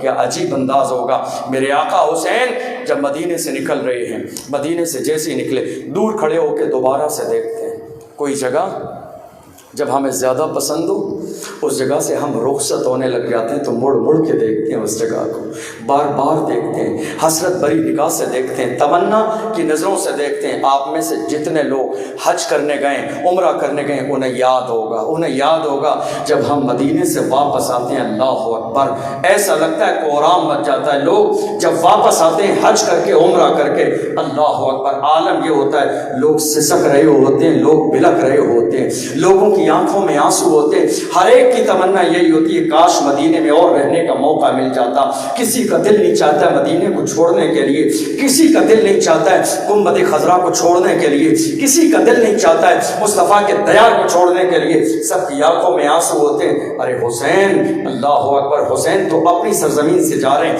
مدینے سے ذرا باہر نکلے، قافلہ ساتھ میں ہے۔ حسین نے پورے قافلے نے دوڑ کے دوبارہ سے گنبد خضرا کو دیکھا، دل پگھل گیا، آنکھوں میں آنسو آ گئے۔ یا رسول اللہ، میں نے زندگی میں کبھی نہ سوچا تھا کہ مدینے کو چھوڑ کے جانا پڑے گا، میں نے زندگی میں کبھی نہیں سوچا تھا آپ کے دیار کو چھوڑ کے جانا پڑے گا، میں نے زندگی میں کبھی نہ سوچا تھا آپ کی قبر کو چھوڑ کے جاؤں گا، میں نے زندگی میں کبھی نہ چھوڑا تھا آپ کے مزار سے دور ہو جاؤں گا۔ یا رسول اللہ، یہ جگہ اس کائنات میں میرے دل کے سب سے زیادہ قریب ہے۔ یا رسول اللہ، میرا بچپن یہیں پہ گزرا ہے، فاطمہ کی قبر یہیں پر ہے، خدیجہ کی قبر یہیں پر ہے، آپ کی قبر یہیں پر ہے، ابو بکر کا مزار یہیں پر ہے، عمر کا مزار یہیں پر ہے، سارے مزارات یہیں پر ہے، میرا بچپن یہیں پر ہے۔ آپ نے انگلی پکڑ کے چلایا، مدینے کی گلیاں ہیں، آپ نے سینے پہ بٹھایا، مدینے کی گلیاں ہیں۔ ہاں یا رسول اللہ، مجھے وہ دن یاد ہے کہ جس دن آپ رات کے سناٹے میں مجھے کاندھوں پر بٹھا کے چلے تھے، ایسے عالم میں آپ نے میرے اوپر چادر ڈال دی تھی، چادر ڈال کے آپ گلی میں نکلتے جا رہے تھے، سامنے سے ابو بکر آ گئے تھے، ابو بکر نے چادر کو ہٹا کے دیکھا تھا، یا رسول اللہ چادر کے اندر کون سی چیز موجود ہے؟ جب انہوں نے دیکھا حسین نبی کے کاندھوں پہ سوار ہے، ابو بکر نے کہا تھا یا رسول اللہ سواری کتنی اچھی ملی ہے حسین کو، تو حسین کے نانا نے کہا تھا ابو بکر سواری دیکھ رہا ہے، یہ بھی دیکھ لے کہ سوار ہونے والا جنتی جوانوں کا سردار ہے۔ میرے نبی نے فرمایا سواری مت دیکھ، یہ بھی دیکھ لے سوار ہونے والا کون ہے۔ یا رسول اللہ مجھے ساری چیزیں یاد ہیں، مگر آج آپ کی امت کے لوگوں نے میرے اوپر مدینے کی زمین کو تنگ کر دیا ہے۔ یا رسول اللہ میں مجبوری میں مدینے کو چھوڑ کے جا رہا ہوں۔ راتوں رات سفر کرتے ہوئے مکہ شریف پہنچے۔ آپ جب مکہ پہنچے، آپ مکے کے لیے روانہ ہوئے شعبان کے مہینے میں، اور 1 رمضان کو یہ خبر جس طرح مدینے میں آئی کہ امیر معاویہ کا انتقال ہو گیا ہے، سیم یہ خبر کوفہ بھی پہنچی کہ امیر معاویہ کا انتقال ہو گیا ہے۔ کوفہ وہ سرزمین ہے کہ جو حضرت علی کا دارالحکومت تھا۔ حضرت علی دارالخلافت کوفہ میں قائم کیا، تو لوگ علی سے پہلے ہی سے محبت کرتے تھے۔ جب انہیں معلوم ہوا کہ امیر معاویہ کا انتقال ہو گیا ہے، تو چونکہ وہ علی سے محبت کرتے تھے، کہیں نہ کہیں ان کے دل میں امیر معاویہ کی طرف سے بغض تھا، تو انہوں نے کہا اللہ کا شکر ہے امیر معاویہ کا انتقال ہو گیا۔ انہوں نے میٹنگ کی، میٹنگ کرنے کے بعد کہا اب بہتر یہی ہوگا کہ ہم اپنا امام حضرت علی کے شہزادے امام حسین کو بنا لیں۔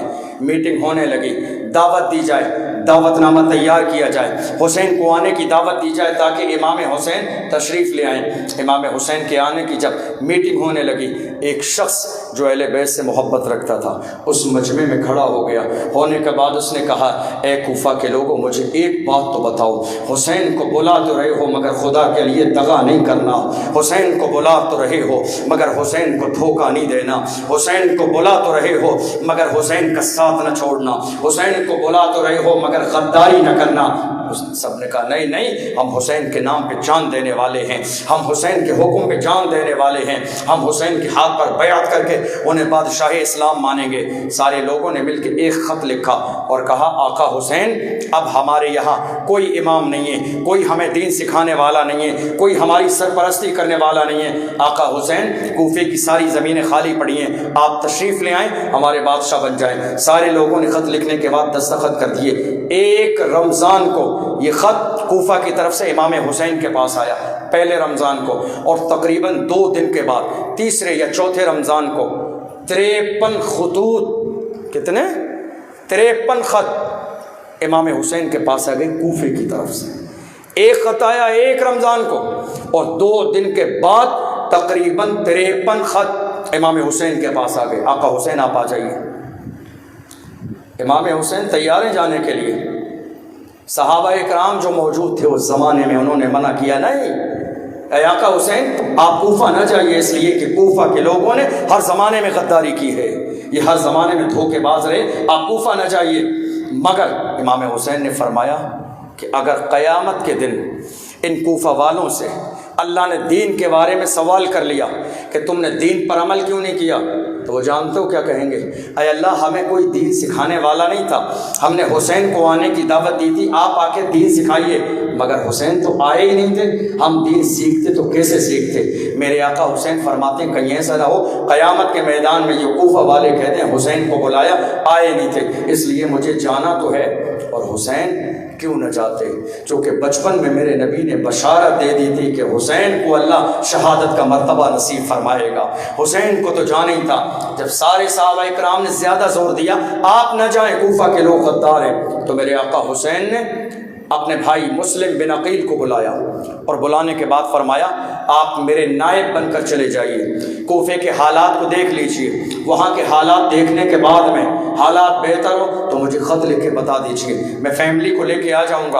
اور آپ نے ایک خط لکھا اور کہا اے کوفہ والو میں اپنے بھائی مسلم بن عقیل کو اپنا نائب بنا کر بھیج رہا ہوں، چند دن یہ تمہارے درمیان رہیں گے، اور جب حالات بہتر ہوں گے تو یہ مجھے خبر کر دیں گے، میں آ جاؤں گا۔ حضرت امام مسلم جب چلنے لگے، 2 چھوٹے چھوٹے بچے ان کے 7 اور 8 سال کے 2 بچے محمد اور ابراہیم، دونوں ساتھ ہو لیے، کسی بھی قیمت پہ باپ کو جانے ہی نہیں دیا کہ آپ چلے جائیں گے ہمیں چھوڑ کے تو ہم یہاں اکیلے کس کے سہارے پہ رہیں گے، زبردستی دامن پکڑ لیا، جانے ہی نہیں دیں گے۔ حضرت امام مسلم بن عقیل دونوں شہزادوں کو لے کے جب کوفہ پہنچے، لوگوں نے استقبال کیا، بڑا استقبال ہوا، لوگوں نے راستے میں پلکیں بچھا دی، حضرت مسلم بن عقیل کی استقبال ہوا، یہاں تک کہ 1 ہفتے میں 12,000 لوگوں نے امام مسلم کے ہاتھ پر بیعت کی امام حسین کے لیے۔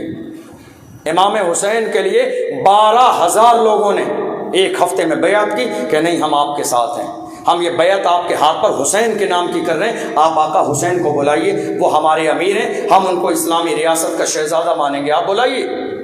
جب ایک ہفتے میں یہ حالات اتنے بہتر ہو گئے تو حضرت امام مسلم نے خط لکھا امام حسین کو اور کہا میرے آقا حسین حالات بہت بہتر ہیں، 12,000 لوگ آپ کے نام پر بیعت کر چکے ہیں، آپ فوراً تشریف لے آئیے کوفہ۔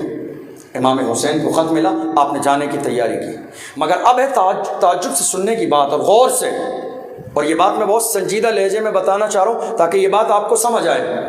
حضرت امام مسلم کہ جب آنے کی خبر پھیل گئی تو ایک شخص نے کوفہ سے غداری کی، مخبری کر دی۔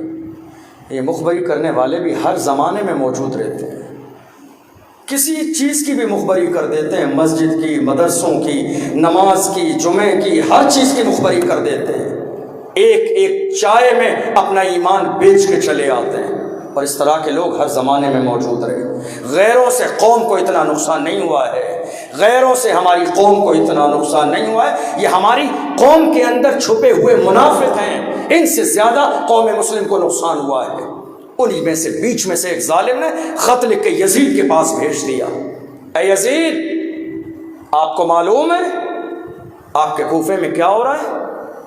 حسین نے اپنا قاصد بنا کے بھائی کو بھیج دیا ہے، حسین کے نام کے نعرے لگ رہے ہیں کوفے کے ہر علاقے میں، کوفے کے ہر محلے میں حسین کا چرچا ہے، اور یہاں پر جو آپ نے گورنر بنایا صحابی رسول نعمان بن بشیر کو، وہ یا تو کمزور ہیں یا کمزوری دکھا رہے ہیں، وہ کچھ بھی کہنے کے لیے تیار نہیں ہیں، یا تو آپ کسی ایسے مضبوط آدمی کو بھیجیں جو کسی کا لحاظ نہ کرے۔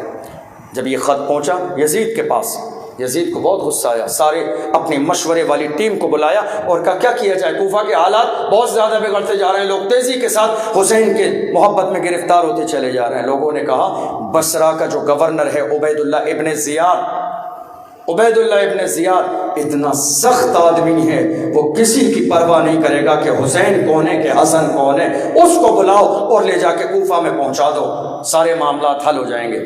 فوراً عبید اللہ ابن زیاد کی طرف جو کہ بصرہ کا گورنر تھا خط لکھا کہ تم بصرہ کے علاوہ کوفہ کے بھی گورنر ہو، فوراً وہاں پہنچو، حالات کو اپنے ہاتھ میں لو اور سارے معاملات کو کنٹرول کرو، اور جو نعمان بن بشیر ہیں ان کو گورنر کے منصب سے باہر کر دو۔ یہ شخص اپنی پوری فوج لے کر قادسیہ پہنچا، اور قادسیہ پہنچنے کے بعد میں، یہ قادسیہ کوفہ کے قریب ہے، قادسیہ پہنچنے کے بعد میں لشکر وہیں روک دیا اور عربی لباس پہنا جیسا لباس عرب کے لوگ پہنتے ہیں، اور عصر بلکہ مغرب اور عشاء کے درمیان یہ کوفہ میں داخل ہوا، چونکہ لوگوں کو انتظار تھا حسین کے آنے کا۔ امام مسلم نے لوگوں کو بتا دیا تھا، میں نے خط لکھ دیا حسین آنے والے ہیں، ہر دن ہر لمحے لوگوں کو انتظار تھا کہ نواسے رسول آنے والے ہیں۔ اس ظالم عبید اللہ ابن زیاد نے اسی کا فائدہ اٹھایا، عربی لباس پہنا، اندھیرے میں داخل ہوا کوفہ کی سرزمین پر، پورے شہر کے لوگ جمع ہو گئے، ان کے دل میں تھا کہ شاید نواسے رسول آ گئے ہیں، لباس بھی عربی ہے، گھوڑوں پہ سوار 20 لوگوں کے لشکر کے ساتھ آئے ہیں، لوگ نعرے تکبیر اللہ اکبر لگانے لگے کہ حسین آ گئے ہیں، ہمارے آقا آ گئے ہیں، رسول کے شہزادے آ گئے ہیں۔ مگر بھیڑ جب زیادہ ہو گئی، لوگوں نے اتنا زیادہ بھیڑ لگا لی حسین کے نام پر استقبال کرنے میں کہ گھوڑے کے قدم آگے نہیں بڑھ رہے تھے، تب کسی ظالم نے نعرہ لگا کے کہا تھا اے لوگوں جگہ دے دو، یہ اور نہیں ہے، یہ امیر عبید اللہ ابن زیاد ہیں۔ جب عبید اللہ ابن زیاد کا نام سنا لوگوں کے کلیجے دہل گئے، چونکہ وہ جانتے تھے یہ ظالم ہے، اب خون کی ندیاں بہا دے گا، یہ ظالم ہے ہماری حالات خراب کر دے گا، یہ ظالم ہے نہ جانے کون سے حالات تباہ و برباد ہو جائیں گے۔ 5 منٹ کا ایسا لمحہ، جتنا بڑا جلوس حسین کے نام پر آیا تھا سب کے سب تیزی سے اپنے گھروں پہ چلے گئے، کوئی نہیں رکا، چند لوگوں کے ساتھ یہ گورنر ہاؤس میں داخل ہوا، رات تو گزارنے کے بعد دن میں کوفہ میں اعلان کرایا سارے لوگ آ جاؤ، عبیداللہ ابن زیاد کی تقریر ہونے والی ہے۔ تقریر ہوئی، لوگ اس کے سامنے آ کے کھڑے ہو گئے۔ اس نے آنے کے بعد کہا اے لوگوں، تم نے میرا نام تو سنا ہی ہوگا، میرا نام عبیداللہ ابن زیاد ہے، میں بہت سخت آدمی ہوں، کسی کے ساتھ نرمی کا سلوک نہیں کروں گا، جو بات مانے گا اسے عزت دوں گا، اور جو میری نافرمانی کرے گا اس کے لیے میری تلوار ہمیشہ میان سے باہر رہتی ہے۔ اور اس کے بعد اس نے ایک بہت بڑا کارنامہ یہ انجام دیا جس کو ہم ظلم کہہ سکتے ہیں، کہ اس نے اس وقت جتنے قبیلے کے سردار تھے ان سارے قبیلے کے سرداروں کو گورنر ہاؤس میں قید کر دیا اٹھا کے فوراً۔ کیوں؟ چونکہ عرب کی سرزمین پر ہوتا تھا ایک پورا قبیلہ، 100 لوگ، 200، 500، 1000، 10,000، ان سب کا ایک سرپرست ہوتا تھا جس کو ان کا لیڈر کہا جاتا تھا۔ یہاں ایک سوچنے والی بات ہے کہ اس نے 1000 لوگوں کو چھوڑ دیا، 10,000 لوگوں کو چھوڑ دیا، 10,000 لوگوں میں سے معلوم کیا ان کا لیڈر کون ہے، یہ لیڈر ہے، اس کو بلایا، قید کر دیا۔ کیوں؟ چونکہ وہ جانتا تھا جس قوم کا لیڈر مردہ ہوتا ہے وہ قومیں مردہ ہو جاتی ہیں، جس قوم کے پاس اپنا لیڈر نہ ہو وہ قومیں دنیا کے نقشے پہ کچھ نہیں کر سکتی ہیں، جس قوم کا لیڈر پاورفل نہ ہو وہ کچھ نہیں کر سکتی ہیں، جو قومیں اپنے لیڈر سے محروم ہو جاتی ہیں انہیں زمین پر چیونٹیوں کی طرح مسل دیا جاتا ہے، صفحہ ہستی سے ان کا نام مٹا دیا جاتا ہے۔ 10,000 کو چھوڑ دیا، ایک آدمی کو بند کیا جو لیڈر تھا، وہ جانتے ہیں 10,000 وہ کام نہیں کر سکتے جو ایک لیڈر کام کر سکتا ہے، سارے لیڈروں کو اٹھایا، بند کر دیا۔ اور اس کے بعد لوگوں سے کہا لوگوں میں نے سنا ہے مسلم بن عقیل آ گئے ہیں، تم نے بیعت شروع کر دیے، مسلم بن عقیل کو خبردار خبردار، اگر تم میں سے کسی نے اپنے گھر پہ جگہ دی مجھ سے برا کوئی نہیں ہوگا، اس کی اولاد کو قتل کر دیا جائے گا، گھر کو آگ جلا دی جائے گی، اس کی بیٹی کو بیوہ کر دیا جائے گا۔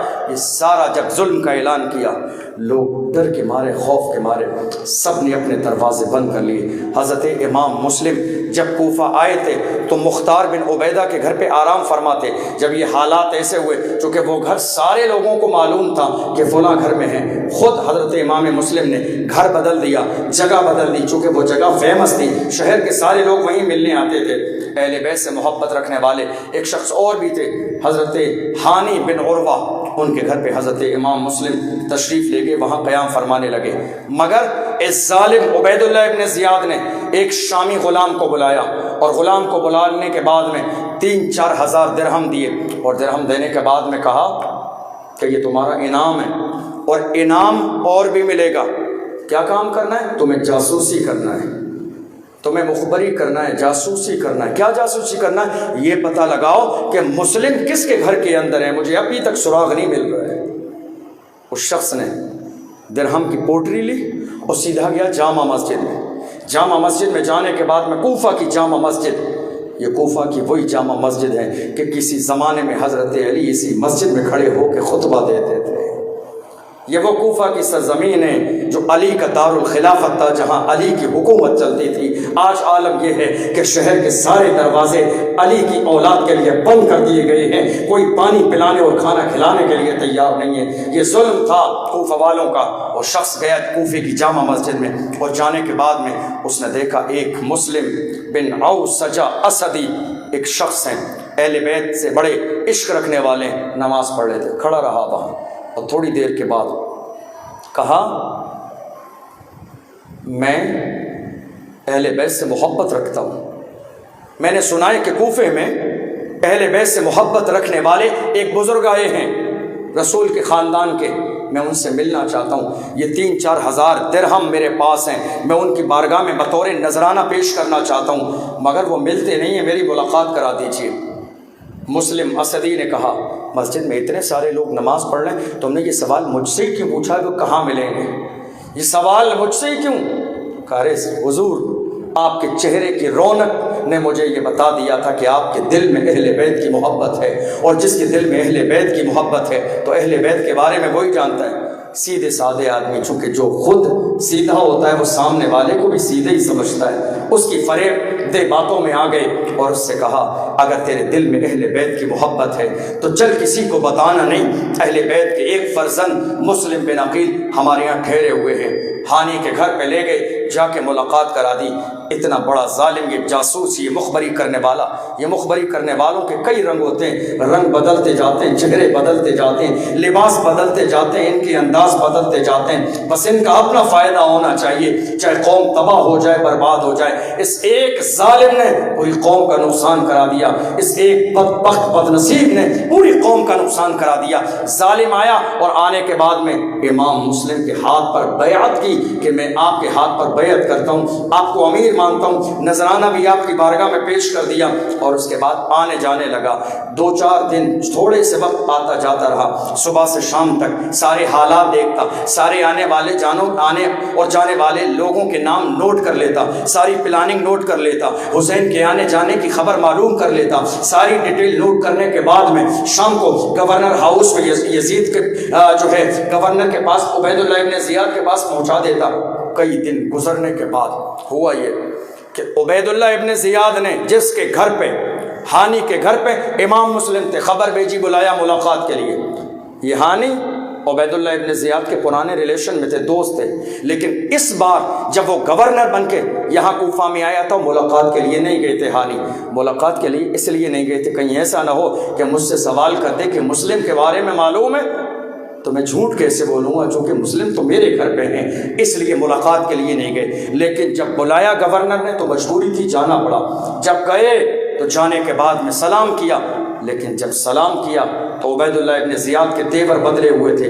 اس نے کہا، ہانی تم نے باغیوں کا ساتھ دیا ہے، امیر المومنین کے جو باغی ہیں انہیں اپنے گھر میں پناہ دی ہے، ان کی مدد کی تیاری کر رہے ہو، ان کے لیے لشکر تیار کر لو لڑنے کے لیے تھوڑی دیر کے لیے۔ تو ہانی نے کہا، نہیں، ایسی کوئی بات نہیں ہے، ایسی کوئی بات نہیں ہے، آپ کو غلط فہمی ہوئی ہے۔ لیکن وہی ظالم، وہی شامی لڑکا جو آیا تھا جاسوسی کرنے کے لیے، وہ فوراً نکل کے سامنے آ گیا۔ جب سامنے آ گیا تو ساری بات سمجھ میں آ گئی کہ اس ظالم نے مخبری کر دی ہے، یہ تو میرے گھر آتا ہے، روزانہ ملتا ہے۔ اب اس نے بتایا، اب انکار کیسے کریں، انکار کی کوئی جگہ اور گنجائش باقی نہیں ہے۔ حضرت ہانی نے کہا تھا، تجھے معلوم نہیں ہے کہ وہ رسول کے شہزادے ہیں، میں انہیں بلانے نہیں گیا تھا، وہ خود میرے گھر پہ آئے، رسول کے شہزادے، یہ تو میری زندگی کی معراج ہے، وہ میرے گھر پہ آ گئے ہیں، آخر میں ان کو نکالوں تو نکالوں کیسے؟ میں ان کو بلانے نہیں گیا، میں نے ان کی کوئی حمایت نہیں کی، وہ میرے مہمان ہیں، ہم نے ان کو بلایا تھا اس لیے آئے ہیں، اپنی طرف سے نہیں آئے۔ کہا ہمارے حوالے کر دو، مسلم بن عقیل کو ہمارے حوالے کر دو۔ کہا نہیں، یہ نہیں ہوگا، یہ تو ممکن ہی نہیں ہے، یہ نہیں ہوگا۔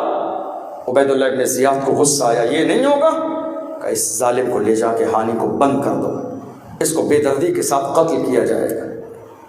باہر لوگوں میں افواہ پھیل گئی لوگوں میں کہ ہانی کو شہید کر دیا گیا۔ ان کے خاندان اور قبیلے کے لوگ دوڑتے ہوئے آئے اور گورنر ہاؤس کو چاروں طرف سے گھیر لیا کہ ہم عبید اللہ ابن زیاد کو قتل کریں گے۔ مگر جس وقت میں ان کے قبیلے کے لوگوں نے گھیراؤ کیا چاروں طرف سے، اس زمانے میں عبید اللہ ابن زیاد نے قاضی کو بلا کے کہا، آپ پہلے ہانی کو دیکھ لیجیے اپنی آنکھوں سے کہ وہ زندہ ہیں، اور محل کی چھت پہ، گورنر ہاؤس کی چھت پہ جا کے اعلان کر دیجیے، اے لوگوں، میں نے اپنی آنکھوں سے دیکھا ہے کہ وہ زندہ ہیں، پریشان ہونے کی بات نہیں ہے، جنگ اور لڑائی کی بات نہیں ہے، تم گھر واپس جاؤ، ہانی زندہ ہیں، وہ شہید نہیں کیے گئے ہیں۔ چونکہ پہلا دور یہ تھا کہ قاضیوں کی بات مانی جاتی تھی، قاضی صاحب کی بات سنی، لوگ مطمئن ہو گئے، چلے گئے کہ قاضی صاحب کا فرمان آ گیا ہے کہ ہانی زندہ ہے، سب اپنے گھروں پہ چلے گئے۔ اب آپ دیکھیے، مختار بن عبیدہ کے گھر پہ امام مسلم ٹھہرے تھے، وہ ٹھکانہ بھی ختم ہو گیا، ہانی کے گھر پہ ٹھہرے تھے، ہانی کو قید کر دیا گیا، وہ ٹھکانہ بھی ختم ہو گیا۔ اب حضرت امام مسلم رات کے اندھیرے میں کوفے کی گلیوں میں ٹہل رہے ہیں۔ یہ کوفہ کون تھا؟ دارالخلافت تھا علی کا، جہاں علی کی حکومت ہر ذرے پہ تھی۔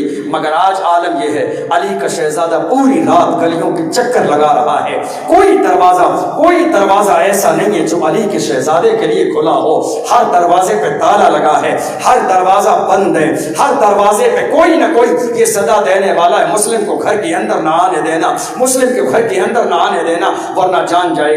ارے ہم تو یہ کہتے ہیں مرنا تو ہے ہی، اگر اہل بیت کی محبت میں مر جاؤ تو میرے نبی نے فرمایا جو اہل بیت کی محبت میں دنیا سے جائے گا اللہ اسے شہادت کا مرتبہ عطا فرمائے گا۔ امام مسلم پوری رات گھومتے رہے، کوفے کی گلی کا ہر دروازہ بند ہے، یہ وہ ظالم ہے یہ وہ ظالم ہیں کہ جنہوں نے 53 سے زیادہ خط لکھ کر امام مسلم کو بلایا تھا، مگر آج دروازے بند کر لیے۔ کوئی ایک ظالم بھی ایسا نہیں ہے جو ساتھ دینے کے لیے تیار ہو جائے۔ اچانک سے ایک بوڑھی عورت جس کا نام توعا ہے، اپنے دروازے پر بیٹھی ہے، انتظار کر رہی ہے اس کے جوان بیٹے کے آنے کے لیے۔ بیٹا آئے تو گھر کے اندر جا کے دروازہ بند کروں۔ بوڑھی عورت ضعیف ہے۔ حضرت امام مسلم آئی، دروازے پر بوڑھی عورت کو دیکھا، پانی مانگ لیا۔ پانی ملے گا؟ بوڑھی عورت گھر کے اندر گئی، پانی لے کے آئی، مٹی کے کوزے میں پانی دیا۔ امام مسلم نے پانی پی لیا۔ پانی پی لینے کے بعد جب وہ اس کوزے کو رکھنے گئی، پھر جب دروازے پہ واپس آئی، اس گلاس کو رکھنے کے بعد کہا، بیٹا تم نے پانی پی لیا، اب اپنے گھر کیوں نہیں جاتے؟ امام مسلم کی آنکھوں میں آنسو آ گئے۔ جاؤں تو جاؤں کہاں؟ میرا تو یہاں کوئی گھر ہی نہیں ہے، کون سے گھر جاؤں؟ میرا تو یہاں کوئی گھر نہیں ہے، میں بے یارو مددگار ہوں۔ کہا کون ہو بیٹا؟ کون ہو تم؟ تمہارا گھر کیوں نہیں ہے؟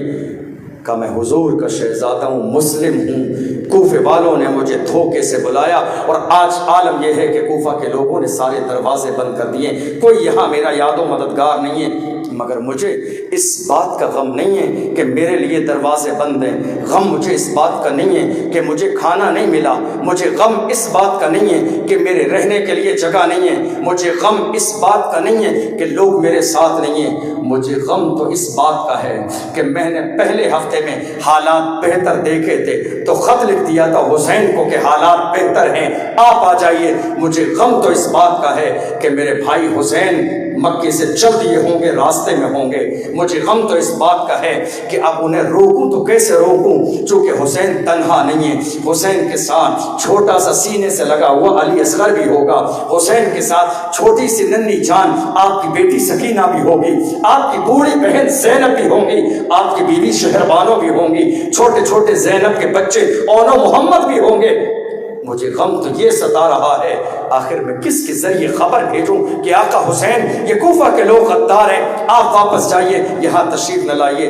مگر میرے پاس کوئی ایسا ذریعہ نہیں ہے کہ حسین کو آنے سے روکوں، غم اس بات کا ہے۔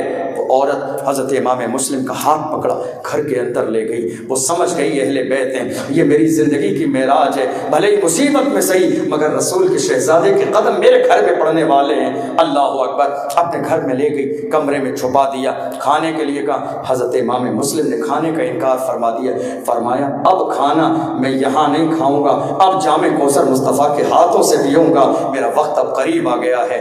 بار بار جب اس عورت کا بیٹا آیا، اس عورت کو دیکھا، بار بار وہ اس کمرے کی طرف جاتی ہے، بار بار جاتی ہے۔ آقا مسلم پانی تو نہیں چاہیے، کھانا تو نہیں چاہیے، کوئی ضرورت کی چیز تو نہیں چاہیے، کیونکہ اہل بیت مصطفیٰ کا خون ان کے گھر میں موجود ہے۔ ہمارے یہاں کوئی اگر عظیم مہمان آتا ہے، ہم اپنی حیثیت سے زیادہ انتظام کرتے ہیں، بار بار پوچھتے ہیں یہ تو نہیں چاہیے، چائے تو نہیں چاہیے، کافی تو نہیں چاہیے۔ ہر انسان مہمان کی حیثیت اپنی آرزو اور محبت کے مطابق کرتا ہے۔ بار بار جب بیٹے نے جاتے دیکھا، اندازہ لگا لیا کوئی تو بات ہے، آج سے پہلے میری ماں کبھی اس دروازے کی طرف بار بار نہیں جاتی تھی، آج بار بار جا رہی ہے، کوئی تو بات ہے۔ اس ظالم نے جا کے دیکھ لیا، مسلم کو سمجھ لیا، چونکہ اعلان ہو گیا تھا جو مسلم کو پکڑ کے لائے گا انعام ملے گا۔ اس نے محمد بن اشعث کو جا کے اس کے بیٹے کو خبر دی۔ صبح ہوتے ایک لشکر آ گیا اس عورت کے دروازے پہ حضرت امام مسلم کو لینے کے لیے، آپ کو گرفتار کرنے کے لیے۔ حضرت امام مسلم نے ہاتھ میں تلوار نکالی،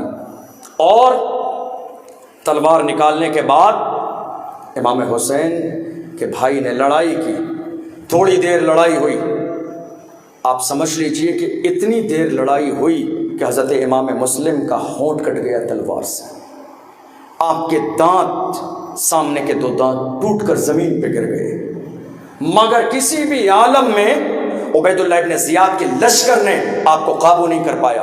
جب قابو نہیں کر پایا کہ وہ تو یہ سوچ رہے تھے کہ یہ تو بھوکا پیاسا ہے، ایسی قبضے میں آ جائے گا، مگر انہیں معلوم نہیں تھا محمد مصطفیٰ کے باغ کے سب پھول ایسے ہیں جو بن پانی کے تر رہتے ہیں، مرجھایا نہیں کرتے۔ کوشش کی جا رہی ہے، تلوار چلاتے ہیں، نیزے چلاتے ہیں، مگر کسی بھی کنڈیشن میں فاطمہ کے لال کو قابو نہیں کر پایا۔ تو آخر میں کہا اے مسلم تیرے لیے امان ہے، امان ہے، ہم جنگ نہیں کریں گے، ہم نے تجھے امان دی ہے، تلوار ڈال دے، ہم سے بات کر لے۔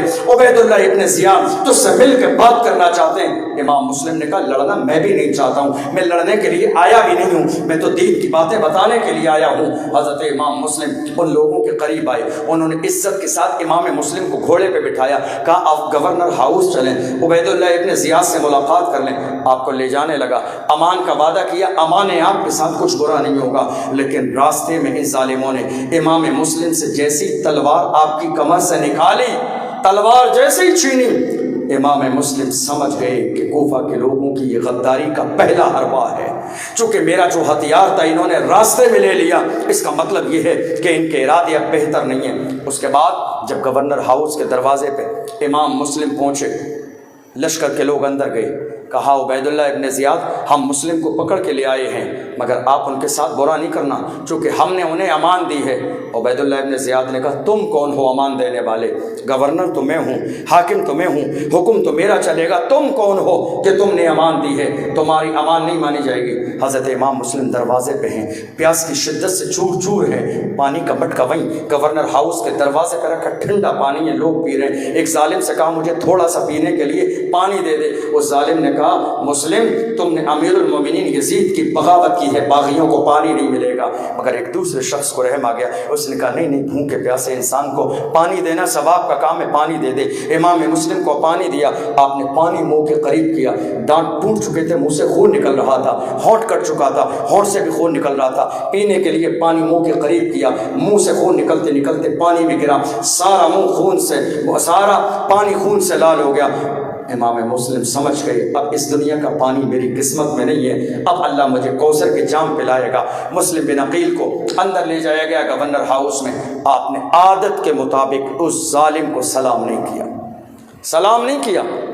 جب سلام نہیں کیا تو لوگوں نے کہا اے مسلم آپ گورنر ہاؤس میں حاکم کے سامنے آپ نے سلام نہیں کیا، گورنر کو آپ نے سلام نہیں کیا۔ حضرت امام مسلم حق والے لوگ بھی تنہائی ہوتے ہیں نا، لیکن بڑے پاورفل ہوتے ہیں، دبتے نہیں ہیں کسی سے بھی جو حق پہ ہوتے ہیں۔ کہ میں سلام کروں کس کو؟ جو مجھے قتل کرنا چاہتا اس کے لیے سلامتی نہیں ہے، سلامتی تو ہم اس کو بھیجتے ہیں جو ہمیں سلامت رکھتا ہے، جو ہمیں سلامت نہیں رکھتا اس کے لیے سلامتی نہیں ہے۔ اس نے کہا تم نے یہاں تماشا پھیلایا ہے، انتشار پھیلایا، کوفے میں آ کے ماحول خراب کیا ہے، تمہیں معلوم نہیں ہے امیر المومنین یزید کی تم بغاوت کر رہے ہو، پتہ نہیں ہے تمہیں؟ کہا نہیں، کوفے والوں نے ہمیں خط لکھ کے بلایا تھا، بار بار ہمیں خط دیے تھے آنے کے لیے، ہم اپنی طرف سے نہیں آئے ہیں، ہمیں بلایا گیا، ہم دین کی دعوت دینے آئے ہیں، تاکہ کہیں ایسا نہ ہو کہ قیامت کے میدان میں جب ان کوفہ والوں سے پوچھا جائے دین کے بارے میں تو کہیں ہمیں حسین دین سکھانے کے لیے نہیں آئے تھے، ہم اس لیے آئے ہیں۔ اس ظالم نے کہا نہیں، اب تو تمہاری موت یقینی ہے۔ حضرت امام مسلم نے فرمایا اگر میری موت یقینی ہے تو تم میری آنکھوں میں جھانک کے دیکھ لے، تجھے موت کا ڈر نظر نہیں آئے گا۔ اگر موت یقینی ہے تو تجھے کیا لگ رہا ہے حسین کا بھائی مصطفیٰ کا شہزادہ، خاتون جنت کا لخت جگر، نور نظر، علی کا دل بند تیرے سامنے ہاتھ جوڑ کے کھڑا ہو جائے گا موت کو سامنے دیکھ کر کہ تیرے ہاتھوں میں ہاتھ دے دے، مرنے والا ہے، ارے جان جا سکتی ہے، نہ ہم نے کل یزید کے ہاتھ میں ہاتھ دیا تھا، نہ ہم آج یزید کے ہاتھوں میں ہاتھ دینے کے لیے تیار ہیں، نہ ہم نے کل یزید کے ہاتھوں میں ہاتھ دیا تھا، نہ ہم آج یزید کے ہاتھوں میں ہاتھ دیں گے۔ اگر میری جان جانے والی ہے تو چلی جائے، مگر یزید کے ہاتھوں میں ہاتھ نہیں دیں گے، یزید کے ہاتھوں میں ہاتھ نہیں دیں گے۔ مجمع پہ نظر ڈالی، جتنے لوگ وہاں موجود تھے سب کو دیکھا امام مسلم نے، کوئی اپنا نظر نہیں آیا۔ ایک شخص ابن سعد کے نام کا ایک شخص جو قریش خاندان سے تعلق رکھتا تھا اس کو بلایا، کہ میں مرنے والا ہوں، اس دنیا سے جانے والا ہوں، میری چند نصیحتیں ہیں، وصیتیں ہیں، خدا کے لیے سن لو اسے۔ سننا ہی نہیں چاہتا تھا، وہ قریب ہی نہیں آتا تھا۔ عبید اللہ ابن زیاد نے کہا سننے میں کیا حرج ہے، 1 منٹ کی بات ہے، سن لو۔ وہ ظالم آیا آپ کے قریب، کہا میں تم سے اس لیے کہہ رہا ہوں کہ تم مکے کے رہنے والے ہو، قریش خاندان سے تمہارا تعلق ہے، میری چند وصیت ہیں، میرا وقت قریب آ چکا ہے، پہلا کام میرے اوپر کچھ قرضہ ہے، میری طرف سے اس کو ادا کروا دینا، اس لیے کہ وہ جانتے تھے کہ ایک زمانے میں رسول اللہ کی بارگاہ میں ایک جنازہ لایا گیا۔ میرے نبی سے کہا گیا یا رسول اللہ جنازے کی نماز پڑھا دیں۔ میرے آقا جنازے کی نماز پڑھانے کے لیے تشریف لائے، مگر میرے نبی نے اس کو دیکھنے کے بعد فرمایا اے گھر والوں یہ بتاؤ کیا اس کے اوپر کوئی قرضہ تو نہیں ہے؟ کسی نے کہا یا رسول اللہ 2 درہم اس کے اوپر قرضہ ہے۔ میرے نبی نے فرمایا خبردار خبردار، جس کے اوپر کسی مسلمان کا قرضہ ہے میں اس کے جنازے کی نماز نہیں پڑھاؤں گا۔ مصطفیٰ چلے گئے، میرے نبی نے قرضے والے کی نماز نہیں پڑھائی۔ لوگ پریشان ہیں، کاش مصطفیٰ کریم جنازے کی نماز پڑھا دیتے تو اللہ اس کی مغفرت کر دیتا، مگر میرے نبی نے فرمایا نہیں، جس کے اوپر قرضہ ہے اس کے جنازے کی نماز میں نہیں پڑھاؤں گا۔ اللہ اکبر۔ حضرت علی آئے مصطفیٰ کی بارگاہ میں ہاتھ جوڑ کے کھڑے ہو گئے، یا رسول اللہ ایسا نہ کریں، اس جنازے کو نماز جنازہ سے محروم نہ کریں، کوئی اور پڑھا دے میں نہیں پڑھاؤں گا۔ علی نے کہا یا رسول اللہ اس کا قرضہ ادا کرنے کی ذمہ داری علی لیتا ہے، آپ چل کے جنازے کی نماز پڑھا دیں۔ وہ جانتے تھے قرضہ کتنا اہم ہے ادا کرنا۔ حضرت امام مسلم نے کہا میرے اوپر جو قرضہ ہے اس کو ادا کرا دینا۔ میری دوسری وصیت یہ ہے کہ میرے مرنے کے بعد میری نماز جنازہ پڑھ کے دفن کر دینا۔ اور میری تیسری خواہش یہ ہے کہ میں نے حسین کو آنے کے لیے خط لکھ دیا ہے کہ حالات بہتر ہیں آ جائیں، وہ آ رہے ہوں گے، راستے میں ہوں گے، میں یہ چاہتا ہوں تم ان کو خبر کرا دو تاکہ وہ واپس لوٹ جائیں، تاکہ ان پر اور ان کے چھوٹے چھوٹے بچوں پہ ظلم نہ ہو۔ حضرت امام مسلم نے یہ ساری باتیں سامنے رکھی، اس نے سن لی اور آنے کے بعد عبید اللہ ابن زیاد کو بتائیں۔ عبید اللہ ابن زیاد نے کہا تم ان کا قرضہ دو یا نہ دو یہ تمہارا مسئلہ ہے، مجھے کوئی مطلب نہیں ہے۔ رہا ان کا معاملہ امام حسین کا، اگر وہ کوفہ آئیں گے تو ہم انہیں قتل کر دیں گے، اور اگر وہ کوفہ نہیں آئیں گے تو ہمیں ان سے کوئی مطلب نہیں ہے، وہ جو چاہیں کریں۔ اور تیسری بات کہ ان کی لاش کو قتل کرنے کے بعد تمہیں دے دیں، ایسا نہیں ہوگا۔ کئی روایتوں میں ہے کہ اس نے کہا ہمیں کوئی سروکار نہیں، ہمیں ان کو مارنا ہے، لیکن آخر میں روایتوں سے یہاں تک پتہ چلتا اس نے کہا ہم ان کی لاش کو نہیں دیں گے، اس لیے کہ ہم ان کی لاش کے ساتھ کوفہ میں اتنا بڑا دہشت ناک واقعہ کریں گے تاکہ ہر کوفہ کا رہنے والا اس کی روح کانپ جائے حسین کا ساتھ دینے کے لیے۔ اس نے کہا ان کو لے جاؤ، محل کی چھت پہ لے جاؤ، لے جانے کے بعد میں پہلے ان کے جسم کے ٹکڑے کرنا، ان کی گردن کو سر سے الگ کرنا، اور اس کے بعد اوپر محل کی چھت سے انہیں نیچے گرا دینا تاکہ ان کے جسم کی تمام ہڈیاں چور چور ہو جائیں۔ ظالموں نے یہی کیا۔ امام مسلم کو لے کے جا رہے ہیں، وہ دیکھ رہے ہیں کہ مسلم کی آنکھوں میں آنسو آ جائیں گے، حضرت مسلم موت کے لیے تڑپیں گے، روئیں گے زندگی کے لیے، مگر ان نادانوں کو معلوم نہ تھا، چونکہ یہ وہ لوگ تھے جو بارگاہ الہی میں 5 وقت کی نماز میں دعا کرتے تھے اے اللہ ہمیں شہادت کا درجہ نصیب فرما۔ یہ تو شہادت کی دعا مانگتے تھے، یہ تو شہادت کا مقام مانگتے تھے، یہ تو شہادت کا درجہ مانگتے تھے، یہ جانتے تھے مرنا تو ہے ہی، مگر اللہ شہادت کی موت دے دے تو کیا کہنے ہیں۔ محل کی چھت پہ لے جایا گیا، حضرت امام مسلم کے سر کو تن سے جدا کیا گیا، آپ کو نیچے پھینک دیا گیا کہ جس سے آپ کے جسم کی ہڈیاں چکنا چور ہو گئی۔ انا للہ و انا الیہ راجعون۔ حالت یہ تھی کہ لوگوں کے جسم کے رونگٹے کھڑے ہو گئے تھے کوفہ کی سرزمین پر، لوگ گھروں کی سبزیاں لینے، سامان لینے کے لیے نکلنے کے لیے تیار نہیں تھے ڈر کی وجہ سے۔ اور اس کے بعد ایک شخص اور ہانی جن کو حضرت امام مسلم کو جنہوں نے پناہ دی تھی اور ان کو بھی قید کر کے رکھا تھا، کہا ہے میرے سپاہیوں ان کو لے جا کے شہر کوفہ کے بیچ بازار میں ان کو قتل کرو، ان کے جسم کے حصے کاٹ کاٹ کے الگ کرو، اور اس کے بعد ان کے جسم کے حصوں پہ پٹرول چھڑک کے آگ لگا دو تاکہ دنیا جان لے امیر المومنین یزید کی بغاوت کا انجام کیا ہے۔ اللہ اکبر۔ ہانی کو لے جایا گیا گورنر ہاؤس سے نکال کے کوفے کی گلی میں کھڑا کر کے ان کے جسم کے ٹکڑے کیے گئے اور ان کو شہید کیا گیا، اور اس کے بعد ان کے ساتھ برا سلوک کیا گیا۔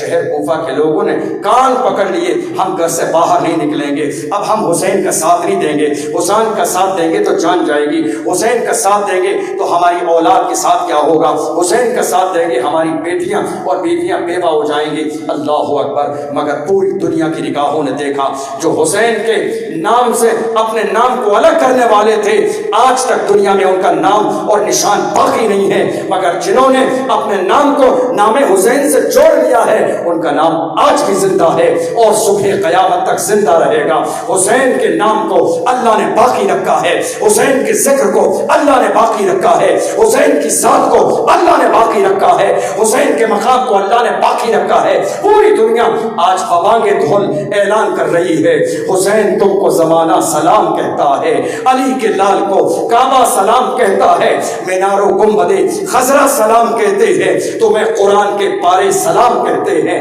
تمہیں حرم کے مینارے سلام کہتے ہیں۔ سب مر گئے یزیدی، نشان ان کا مٹ گیا، زندہ ہے مگر اب بھی تیری شان یا حسین، تم پر میں لاکھ جان سے قربان یا حسین، مرتا ہے آپ پر یہ مسلمان یا حسین۔ اللہ کی بارگاہ میں دعا ہے پروردگار عالم ہم تمام کو شہدائے کربلا کے فیضان سے مالا مال فرمائے اور ہماری اس محفل کو اپنی بارگاہ میں قبول فرمائے۔ وآخر دعوانا ان الحمدللہ رب العالمین، والسلام علیکم ورحمۃ اللہ تعالی وبرکاتہ۔